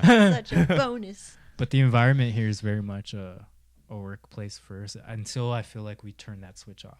Yeah. I feel like there's a switch at a certain time. There is a like, switch. Yeah. Now I can relax. Now there's a working out switch, so. Now there's a working out switch. And I approach that differently too. Like each time it's like different levels. Okay. This is Kevin's world of working out, and it's like it's the same thing. It's just as photography. It's up here. Yeah. And I'm like, holy, like, yeah, there's so many things. He's like, look all the things you could do. He was literally hanging upside down saying, are you gonna do 6 to 12 of these? Like, what? Well, at least there's a parallel. What happened to like the traditional crunches? I don't even think Marines work out like this. But it's cool because it's somewhere you want, like I want to be. I look at that, I'm like, whoa, I want to do that. I can do that, and then I'm like, I can't do it yet. It's a goal. It's a goal, right? But like, and then even then, like I go back to fundamentals, right? You're like, well, do the motion of this to build your body. It's the same thing with photography. I may want to shoot like Kevin, but I can't just do it right away. I have to learn. Get used to the motion of doing this. Give yourself time to get there. Even though it's 2 different actions physically, it's still, my mindset is still the same. Yeah. It's kind of, we didn't really realize that until you kind of like pointed it out. And like, oh yeah, whenever you shooting shoes, it's you can't help but shoot it like the standard. And I was like, you're right. Yeah, you guys were on. I'm like, but it makes sense. On your personal accounts. You guys took a picture of Kevin's shoes. And she shot it the same way. I shot it the same way I would, It's like, but it makes sense. Yeah. I want to show this. To the TV too. Like you had the vertical one. Sense. That's why he commented. It was funny. And I was like, I didn't realize it either until I was like, I don't see it any other way now. Well, that's another quote I've heard. Like it's how you do one thing is how you do everything. Yeah, right? yeah. Very true. Yeah. That's what I'm saying. When you show employees around with dinners and stuff, you're going to start to see their true selves because they can't fake it for too long. Like Yeah. it's gonna show at some point. Yeah. So if Yeah. I was a boss, I would do the same thing that you guys do. You know, come out to lunch with us. Mm-hmm. Come out here with us. Let me show you this place. Well, it's now why we have probation. Mhm. Before I would be like so excited that, you know, in the interview they sound and look and feel very good. And then you get to know them a little bit more and you're like, "Oh, you're not who you say you were." Yeah, It's interview just like is the just- honeymoon phase. Yeah. Mm-hmm. It's just like when you first went on a date, Yeah. right? And they're not going to reveal their entire true self Mm. within that date until Yeah. like 3 months after, right? Yeah. Yeah. That's Yep. Yeah. Yeah. So, and it's fine. You know, it's very natural. I don't fault anybody for that. So it's up to you as the business owner to predict that and go, okay, it's cool because people will show who they really are, like you just said. So we need to create a system that can accommodate that. Mhm. So now I have that system, Mhm. which is great because I think it's Well, what is the system for you? the system was like probation, right? Like, let's try it on. We don't guarantee anything after the fact. We're both going to give ourselves equal time to get to know each other and make sure we are both a right fit. I'm not here to impose on you. I want to make sure that you are being you and you're comfortable in that. You're going to grow and I'm going to allow this growth. And so let's just see where we go and let's allow ourselves to evolve and grow together. Do you feel like as a business you guys are transparent in that way? Like this is who we are, this is what we Oh want? yeah. Yeah. I mean, when you met me during the interview process, right? I was just like, bleh, this is who we are. Yeah. And I I think was that's the way telling to you the go. whole Yeah. thing, like, and this is exactly who I'm looking for because this is exactly the goal that we Or want else you're going to do. waste time. Yeah. Yeah. I And saw that in the application. I wasted a lot of time. Well, not wasted. I had learned a lot of lessons before I got to Mhm. you, which was great. You know, it's fun. Yeah. Yeah, right off the bat, I saw that in the application. It was very, this is us. Because there's a lot of applications out there where they mask a little bit. Yeah, I They don't leave wanna do something that. to mystery. You know? Mhm. But then I got to go in and ask questions. Yeah. Right. So you guys Or are be too very- afraid to ask questions. Right. Which I Mhm. ran into Yeah. a lot. So because of that, I was able to be like, okay, yeah, this is something I want to do. Mhm. Let me go and see how they are. And I was like, oh, they're even more real in person. Like these people are, or you were at the time, straight up. I was like, okay. I'm in my pajamas. Yeah, I could do this. Yeah. But we're gonna work today. Yeah. And that's what it is too. Like working from home, like we may have the presentation because sometimes I'll wear workout clothes. hmm It looks like we're relaxing or chilling to someone outside, Yeah. but we're going hardcore in here. In Yeah. my mind, it's like Your mind's working. Yeah. So Yeah. Very true. The other thing that we felt when we first started that was lacking was culture. So team culture wasn't there, and we had my cousin working with us, but we never hung out with him. You know, throughout the entire 4 or 5 years he's been working with us, and We weren't really his clique. but I would say, yeah, it's finding the right players Mhm. that you click with. But it was just a growing stage, and last year we put a huge emphasis on team culture and Yeah. and The right people. yeah, and what it feels like to build a team, and what activities you guys can do together as a team outside of work as well. Yeah, When I was at Amazon, that was really important to them. Like after every break, before we could even work, we would have to do team exercises all the Oh. time. oh wow, And if you didn't report, you'd get a nod or you'd get a talking to. Mm. So they're some of the most successful people like Google are very culture, yeah. So I think it's important that, or Yeah, they get it, you know. good What that are you guys- some things that Amazon made you do? Amazon, because they worked us hard, they knew that they would have to bring an element that would keep the team going. Because if they didn't do that, we're not robots, right? Humans are not capable of doing this for too long.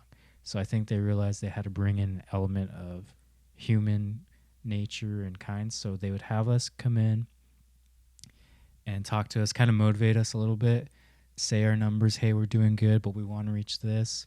And then we'd stretch together in a unison, hands out type of thing. Yeah. And That's funny. I've been thinking about like I should make Brian do yoga with me. Yeah, honestly, there's Yeah. a lot of success in that, and it's an extra step that may discourage people. But look, Yeah. you get the results. I think Oh, it's Yeah. the same thing with teams. Like yeah. right now, the Lakers are on fire, Mm. and it's because they have culture within the team right now. Mm. Like they I do see. things together. They go out to dinner and parties. And stuff Chemistry, like right? You Yeah. know? chemistry. Yeah. True. And I saw that when you included a personality test Mhm. Mhm. in the thing, I was like, oh, okay, It was so important to know. Yeah. we're Are you really going this? for it here. Yeah. Yeah. So Yeah. that's good too. Just knowing right off the bat, Mhm. take this test from me. I'm going to put you in a position where you have to answer these questions. Yeah. and yeah. There's definitely certain personality types that would not do well in this type of environment, and the way Mhm. that we are and how we like things to be completed or done or whatever. So over the years we've learned what those are, and that they're red flags, and as an owner you need to learn how to save yourself the most time, because time was so essential during those times. And like when you hire somebody and you take the time to invest in somebody, there's so much time that you are risking in a way. Mm-hmm. Mhm. And when you're talking about, you know, building a business, it's risk versus asset. So whenever you take on somebody new, there's that moment where it's like, okay, you're a risk at some point. Until you become an asset, you're a risk. So there's a lot of time that, you know, that's why the hiring process is a little bit slower, and that's why we have probation and all this stuff.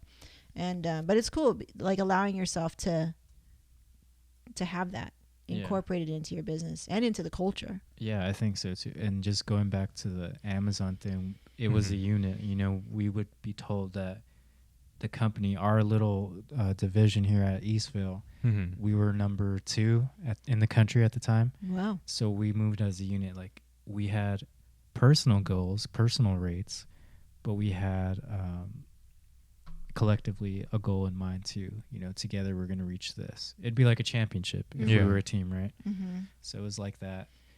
It's I like think. levels that they created within Yeah. your division Right. to reach, and then feel the reward once you guys Mhm. reached it. The big picture reward. Yeah, and they would try to, each time we had an opportunity to talk. So if they had an opportunity to talk to us, they would say, "Hey guys, we're going for it. Mhm. You know, we're number 2 right now. I think we could do number 1 by the holiday season, whatever it was." Yeah. And they were good about that. You know, they were good about making us feel like a unit. Like I did feel like I was part of a team there. Mm-hmm. It's just the job itself wasn't for me, so I decided Yeah. to go. But I could see why they're successful in that and Team why. culture. Yeah. So Yeah. just building that here, I think it's good. It's great with you here. Like, I think I was telling Jenna this or something, but it's like you're this buffer. Mhm. Like I even want to work harder too when you're Mhm. here, because I also want to show up in my best self too. Mhm. So, and be a good example and all that stuff. And like it does create a better working environment when it's not just the two of us. Yeah. We know we could just on a It's snap easier, decision. yeah. Yeah, you just be like, oh, I want to go out. I'm Yeah. like, okay. Or I'm Yeah. like, no, or whatever, you know. But if you're here and we have this something to uphold that's bigger than us, then it becomes a lot more powerful. Like we're a lot more effective. I feel that too. We get so versus- much done, you know. Yeah. When I'm at home, it's the same mentality, but Mhm. it's harder to or it's easier to become more relaxed. You know, Mhm. like someone calls me, I'll go downstairs, you Yeah. know, talk. Versus here, I don't have that distraction Right, or something like that. right. So Yeah. I like yeah. it, you know. Yeah. I like when you hear like I'm on. Yeah, yeah. There's a switch for sure. Like, Yeah. Yeah. I think that's important. So I think it would be a mistake as a business to maybe not include culture, or maybe not, you know, get really familiar with your employees, because Yeah. they'll feel distant, Yeah. not Mhm. loyal, and they'll take off as soon as Yeah. they get the chance. For sure, yeah. So Yeah, we had to do that with each other, like like have culture between ourselves. Yeah. what does that look like? Yeah. So what does that look like between without me? Like what is that culture? I mean, what did we do before? I mean, we just- still I do just it. We did what just- you told me, but I didn't Yeah. say anything back. Yeah. But then all the while, I'm like, I don't want to be here, and like that. And that was my fault. I didn't know how to speak up.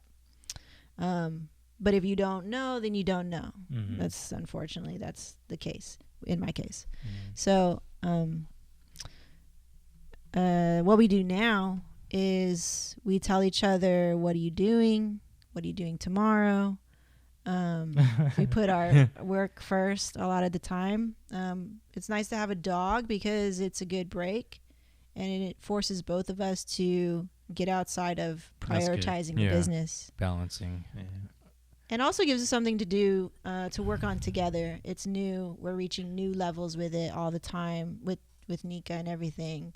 And it's a new, it's something to strive for the both of us, Mhm. in terms of culture, because it makes us more, she definitely helps us become more compassionate Mhm. and more forgiving, more patient, all the good stuff that you do need in business, and to exercise that muscle of like, why aren't you sitting? Yeah, You know, these are- like, and then learning to do that, deal with that. These are definitely interesting tips for, business owners, especially ones who work from home, want to work from home. These are like, this is good stuff here. Yeah. Good tips. Yeah. Yeah. And Yeah. we did not master it until, I feel like we're not There's still masters more yet. There's things still to do. so much Yeah. that we need to do. You're a big part of us learning that as well, because it's so easy. You know, when you're so used to each other, it's like, yeah, I'm going to be short with you today and I don't even care. Right. Or whatever we do. You don't mean it, but for whatever reason, this is happening. There's nothing to really, you're not dressed up.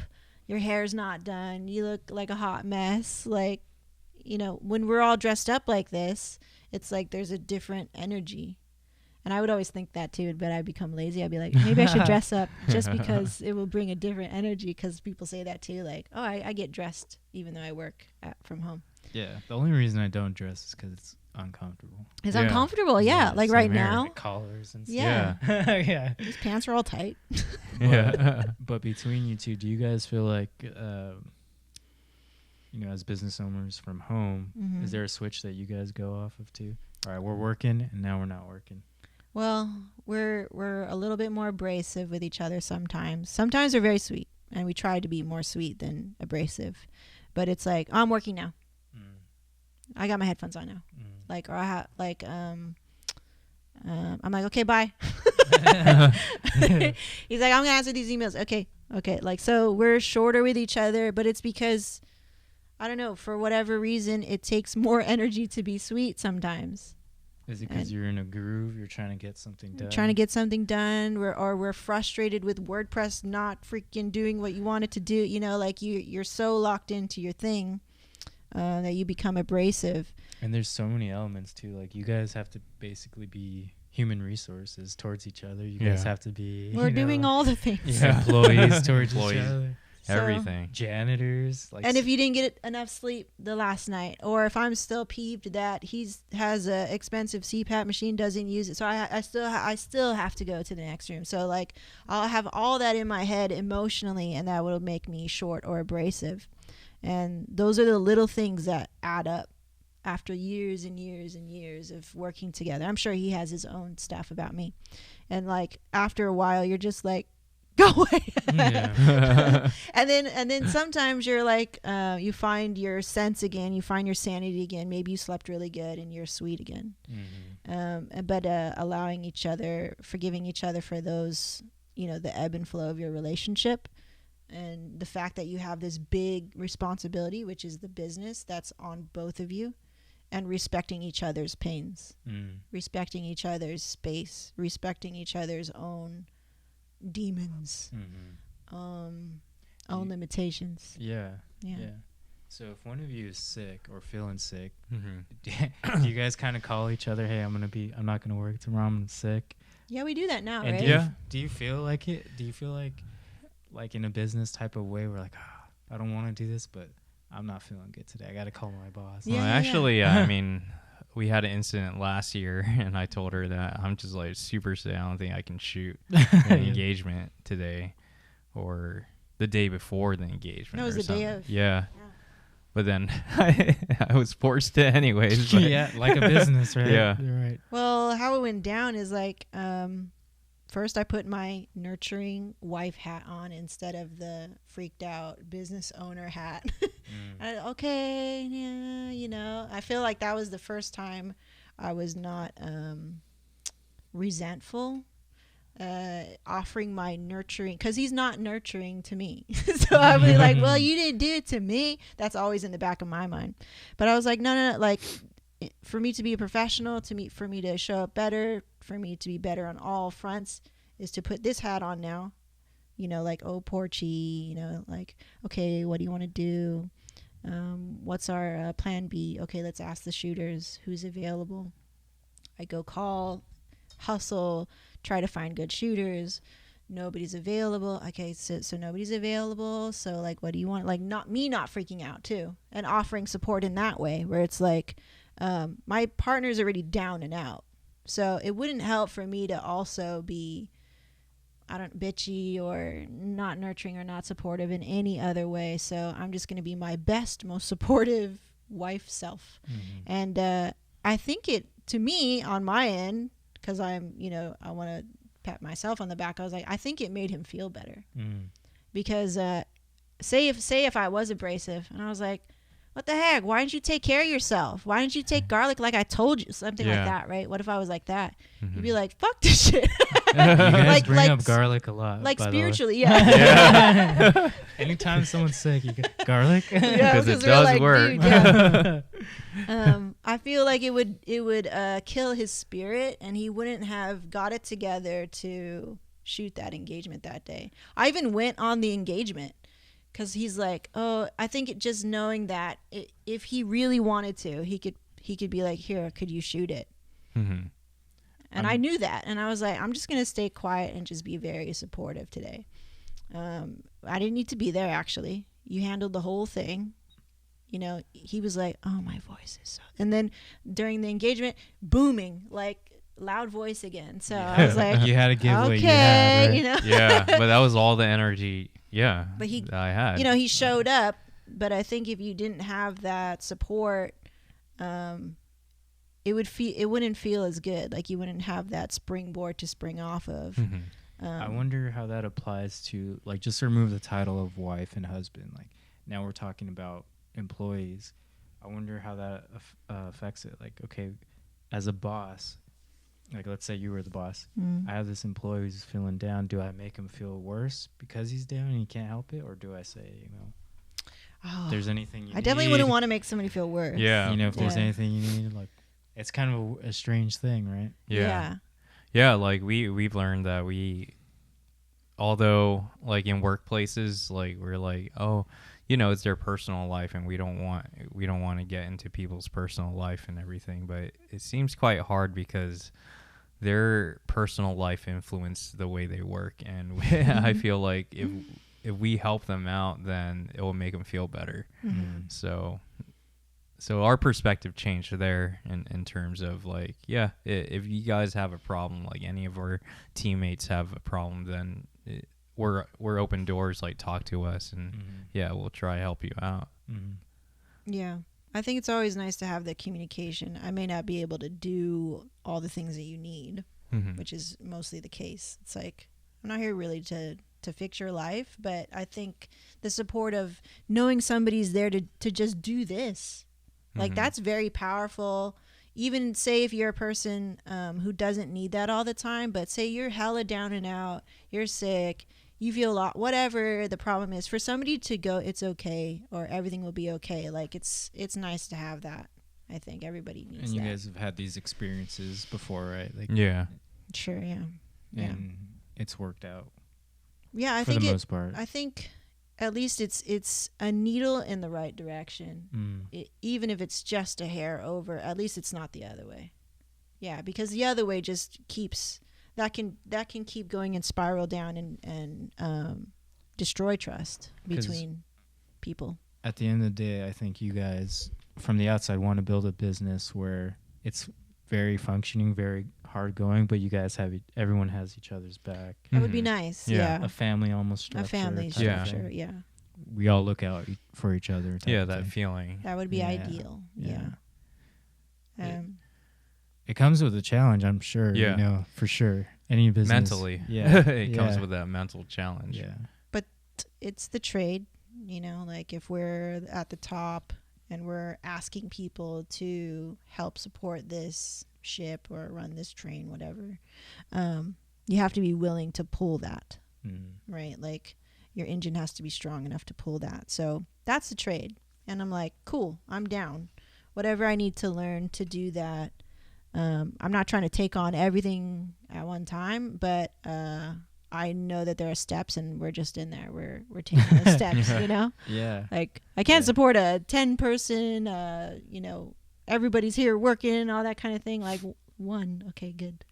Well, from my One perspective, person. I feel that too. Like when you're down or you're sick, I'm not like, come on, man, get it together. I feel like, hey, get better. Yeah, I'll do Take what care. I can, Mhm. on my side. So I already feel that from you guys. yeah, I feel that environment. yeah. Cool. Same thing with like, if I ever got to that point where I could shoot like Kevin and he wasn't feeling good that day, Please, I would want to step up and be like, I got it. You got it. Yeah. tag, go, yeah. That'd be awesome. Like the It's like a K switch signal up. Yeah. in the sky, man down type of thing. Yeah, I would want to, because that's what you guys have built Yeah, and encouraged in this environment. So that would be ideal. Yeah, Yeah. yeah. I think it's working so far. Yeah. Yeah. So we're trying to lay down the bricks for that foundation to work in the future, because, it's not going to last forever. This is it's a very nice ride right now. So let's just lay down all the bricks as perfectly as we can. And that way we have a nice castle when we're done, so. Well, pretty much we've been talking about mistakes this whole time. Is there anything you guys can foresee, or you trying to like, it's like going over a waterfall, right? Like you see something coming. Do you guys find in your business that you see mistakes coming, and how do you avoid those? Like, how do you approach those where it's not happening right now, but you could maybe see down the line? Yeah. Well, I think like the work that you put in, usually we get to see results within 2 quarters. So the work that we put in within the first quarter, we'll see the results by the third quarter. We'll see if it works or it doesn't work. But just knowing that you put in the effort of just doing the work, your business is growing 1% every time. So as long as you're making any moves that supports the business, it's growing no matter what. You may not see the growth as what you expected, but it's there. And if it's not by the third quarter, it's probably next year. Okay. Yeah. So as long as you're always doing something for it, you're like feeding the baby. It's always going to grow. True. What was the other? It was basically saying where you may sense a mistake coming, like you're going over a waterfall, like you could see the end, and you're maybe you're trying to paddle a different way, or trying to avoid any mistakes. And also, we do have a way of filtering the couples that we don't want. That creates issues with potential the business. I did that this morning. And Yeah, that's basically, it all starts with the way we market ourselves. The way we market ourselves, right? That's another reason why I felt we should dress up during the podcast. If we are showing this, we shouldn't be dressing up in exercise clothes and showing that we're at home. It doesn't bring that energy to the couple of wanting to work with you, because they want to be wearing nice clothes as well during their shoot. So they want a prime example from their photographer. So just knowing all these things, just putting it into action to prevent those mistakes, as well as making a crazy contact form that's very strategic. Like, right? Don't contact me if you don't have a venue booked. Just being very direct. Well, it saves everybody time. Were you afraid to make those types of like moves? Or were you afraid, man, this could hurt me? No, I'm always prepared that I have to defend those moves in front of Kevin, and I'll be like, well, it's because of this, He's very like, if it works, it works. We just keep doing it, and his people-pleasing side could get in the way sometimes. But because he's, like I said, emotionally attached to his art and emotionally attached to the way that he dealt with clients before. But we're in a different level now. So I say, as long as I'm handling that, I want to make my life easier and their life easier too. So I'm educating them at the same time, I feel, even though it may not feel like that. Maybe it feels like no.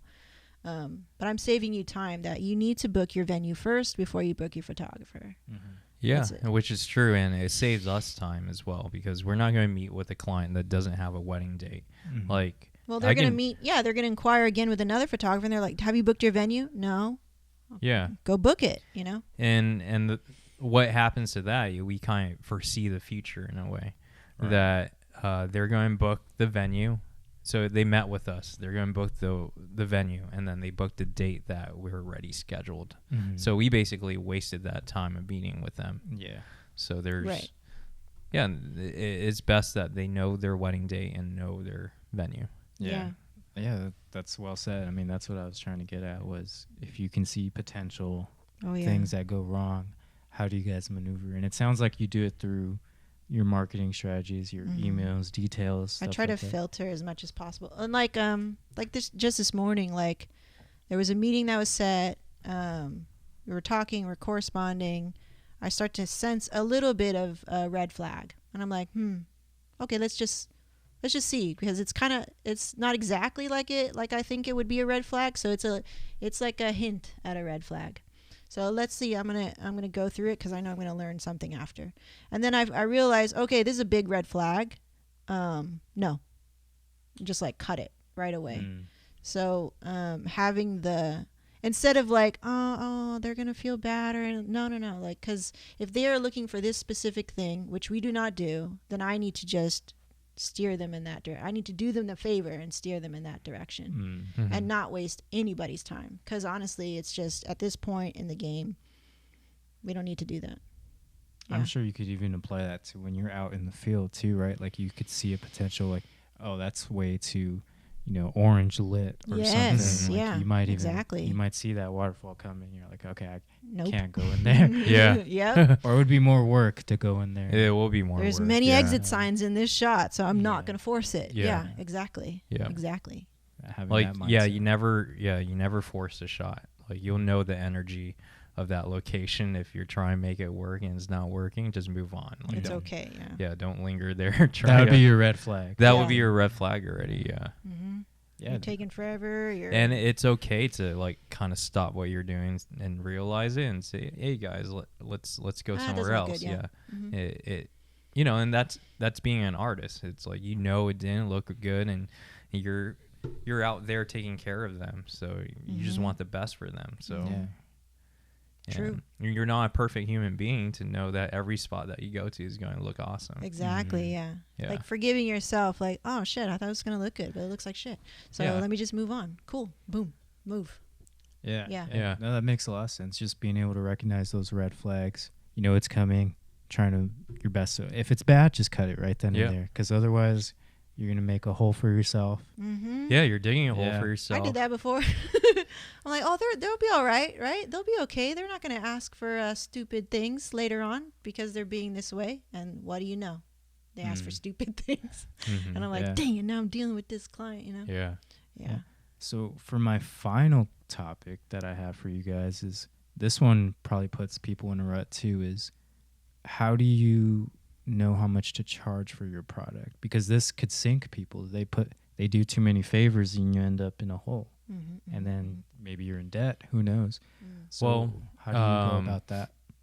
Well, the math behind how to charge for your work is self-worth. You have to know how much you're worth.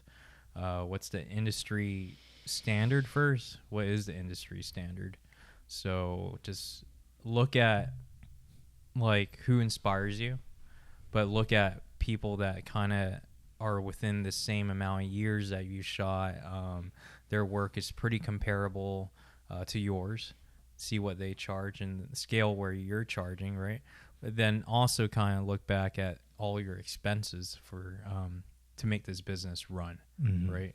So equipment maintenance, how much does that cost? How much is your equipment cost, and how long do these type of equipments last, right?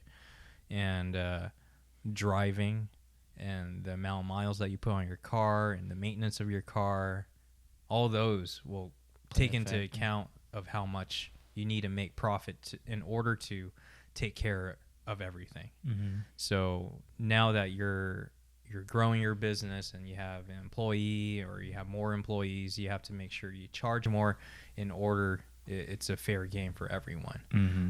Or else, if you're not making any profit as a business owner, or your company's not having that buffer amount to pay everyone, then it's going to sink. Right. Yeah. Yeah. And did you ever feel discouraged by pushing people away because maybe they try to lowball you or something? Or did you, because you may be in the mindset of, okay, maybe I pushed them away, but maybe I needed that money. Did you ever feel like that? Or were you confident someone will come, someone will pay?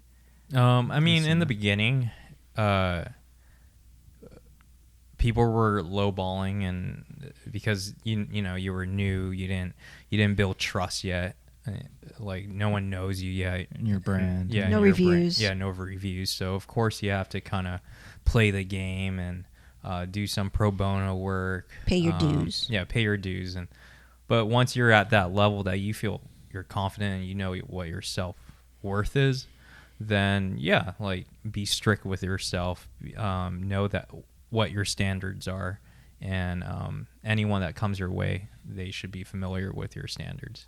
Yeah, and I could totally see that within you guys, because I feel like there's so many people, and they just might not know or be educated on the fact what it takes to be a photographer.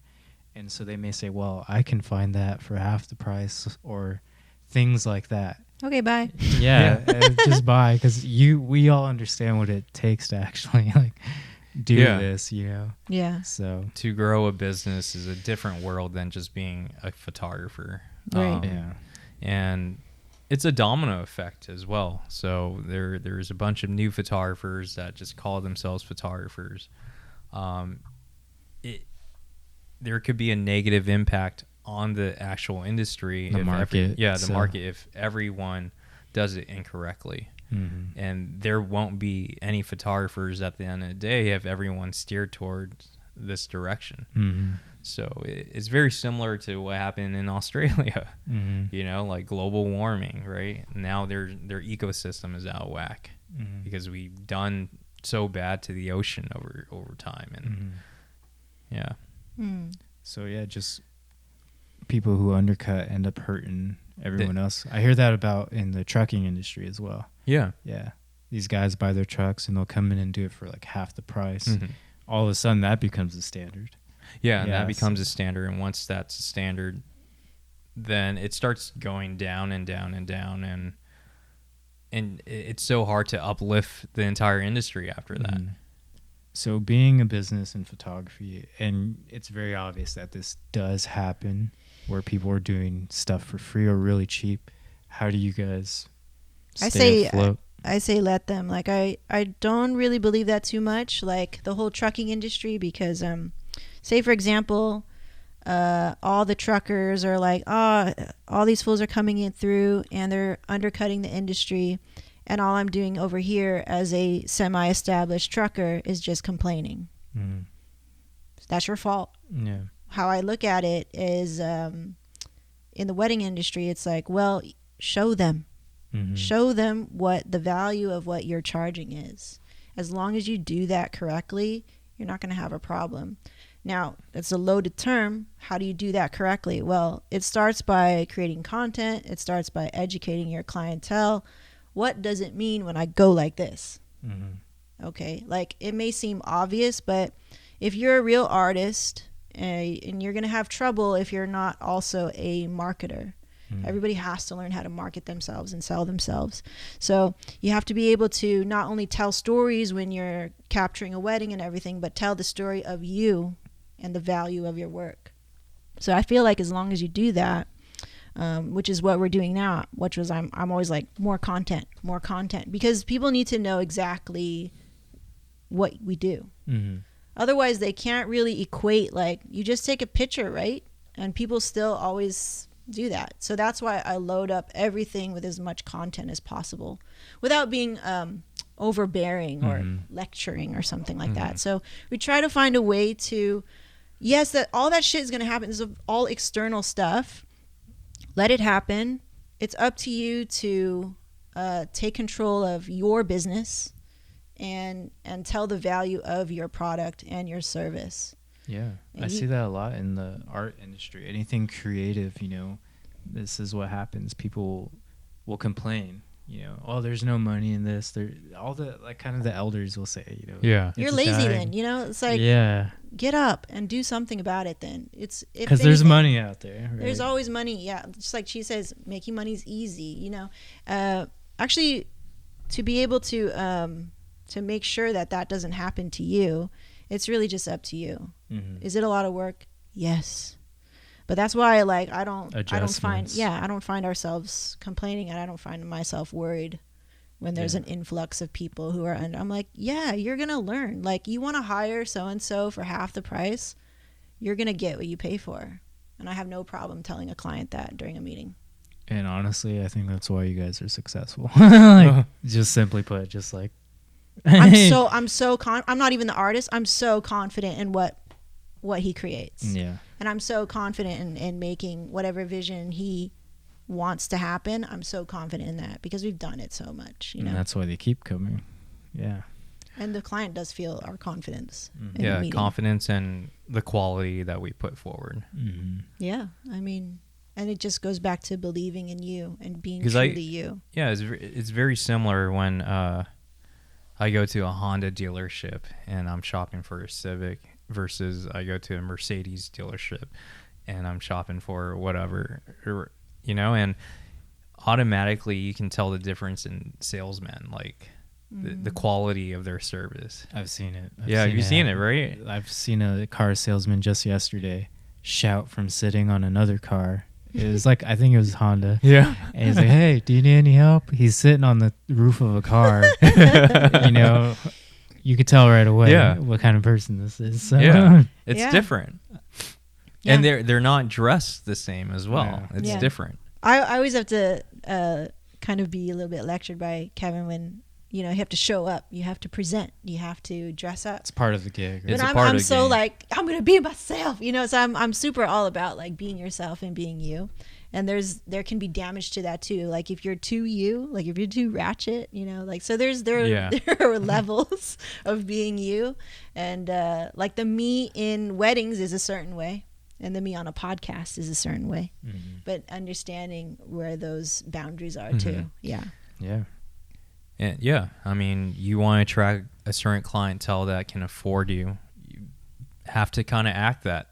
Right. In a way, your company has to kind of steer towards that direction, that vision for them. Yeah, you gotta play that game. Yeah, you have to play that game. I'm down with that. Like when we go look at model houses in a very like hoity-toity place, we'll dress up. Cool. And we'll like this, we play the game. Yeah, Right. presentation. We present, we show up. And I kind of like it too. It's always good practice. It's still you, Yeah. but Mhm. this type of you. Right. So I don't see it as like I'm becoming somebody else or I'm masking who I am. Yeah. Like during a client meeting or something, I'm still me. Yeah. But I'm definitely my wedding me, Right. wedding consult me. And Well, that's- you just want to speak that you are providing quality. You're not, to produce this type of photo didn't take just one snap. It all started from theory. It all started from trial and error, and it's just 10 years of knowledge put into this one photo. That's amazing, right? So when we say it like that, and it's up to us to say it like that in our marketing. Exactly. It's Yeah. up to us. So that's why if you're complaining, it's like, shut up. You're unconfident. You're lazy. Yeah. Either you're unconfident or you don't want to step up. You don't want to go to bat because you're afraid or you don't know how or whatever your excuse is. I'm too old, whatever. I'm like, whatever, dude. Then move. Because Yeah. I'm ready to go to bat. Yeah. Yeah. Yeah. It's Mhm. like my professor says, because he's a graphic designer and he did stuff for like Disney, Mattel, and things like that. Presentation was everything. He designed those packages, and those little girls would go up to those packages and, oh my God, I want this Barbie, this toy. Yeah. That's how you sell them, right? Yeah. Presentation, like they're not necessarily looking at the doll so much, but what's around it, what's the brand, the name, the story behind the box. Yeah. The experience The you got. When you, experience. like he's always telling me about that too. He's like, you need to make the dopest looking box for your coffee. And I'm such a like, well, I only care about my coffee. He's Yeah. like, but it has to look good. It has to feel like the unboxing experience has to be cool. It's part of Yeah. it, right? Right. The And whole so he's thing. always telling me that stuff. And I'm like, okay. Because think about it, that same Barbie, if you took it out of the package and sold it Yeah. to the same people, they'll pay much less, like at a yard sale or something. Mm-hmm. But even at yard sales, what I used to do is I would make little presentations too, like Yeah. with writing something, or I would clean it extra, Yeah. put it in a case or something, and it would bump up the sale. Yeah. Right. Presentation, Right. right? Presentation. Yeah. So yeah, it's Yep. everything. It's It's important. everything. Yeah. It's important. It would be a mistake not to present your product in its best light. in its Yeah. best Mhm. light. Its Go the best extra light. mile. Yeah. Yeah. Without hurting yourself. or- Right. Right. So And still having don't be an empty shell and be like this pretty thing. I'm always afraid of that, of like presenting something pretty on the outside and not good on the inside, because you've been burned so many times or whatever. So I'm always like too concerned with what's on the inside. And she's always reminding me it's got to look good on the outside too, you know? Yeah. Yeah. But it doesn't need to look like over the top. It just needs to Right. match what's in the inside. right. Yeah. Compliment. Just present well, you know? Yeah. I get it, you know? yeah. Yeah. Cool. But it's an important lesson. Yeah, I think that would be a big mistake not to do that. So that was a good topic. We talked about all kinds of mistakes. Yeah, it's good, Brian. Those Good are showrunner. Yeah. Businesses that could make, these things strong. all collectively could make or break a business, I think. Yeah. So it was For good sure. to talk about that. Yeah, thank you. Your guys' experiences. That But was yeah, good. episode 2 wrapped up. Yeah. All Thanks, wrapped. guys. All right, guys. Thank you guys for tuning in. Yeah, we'll see you next time. Yep. Bye. Bye.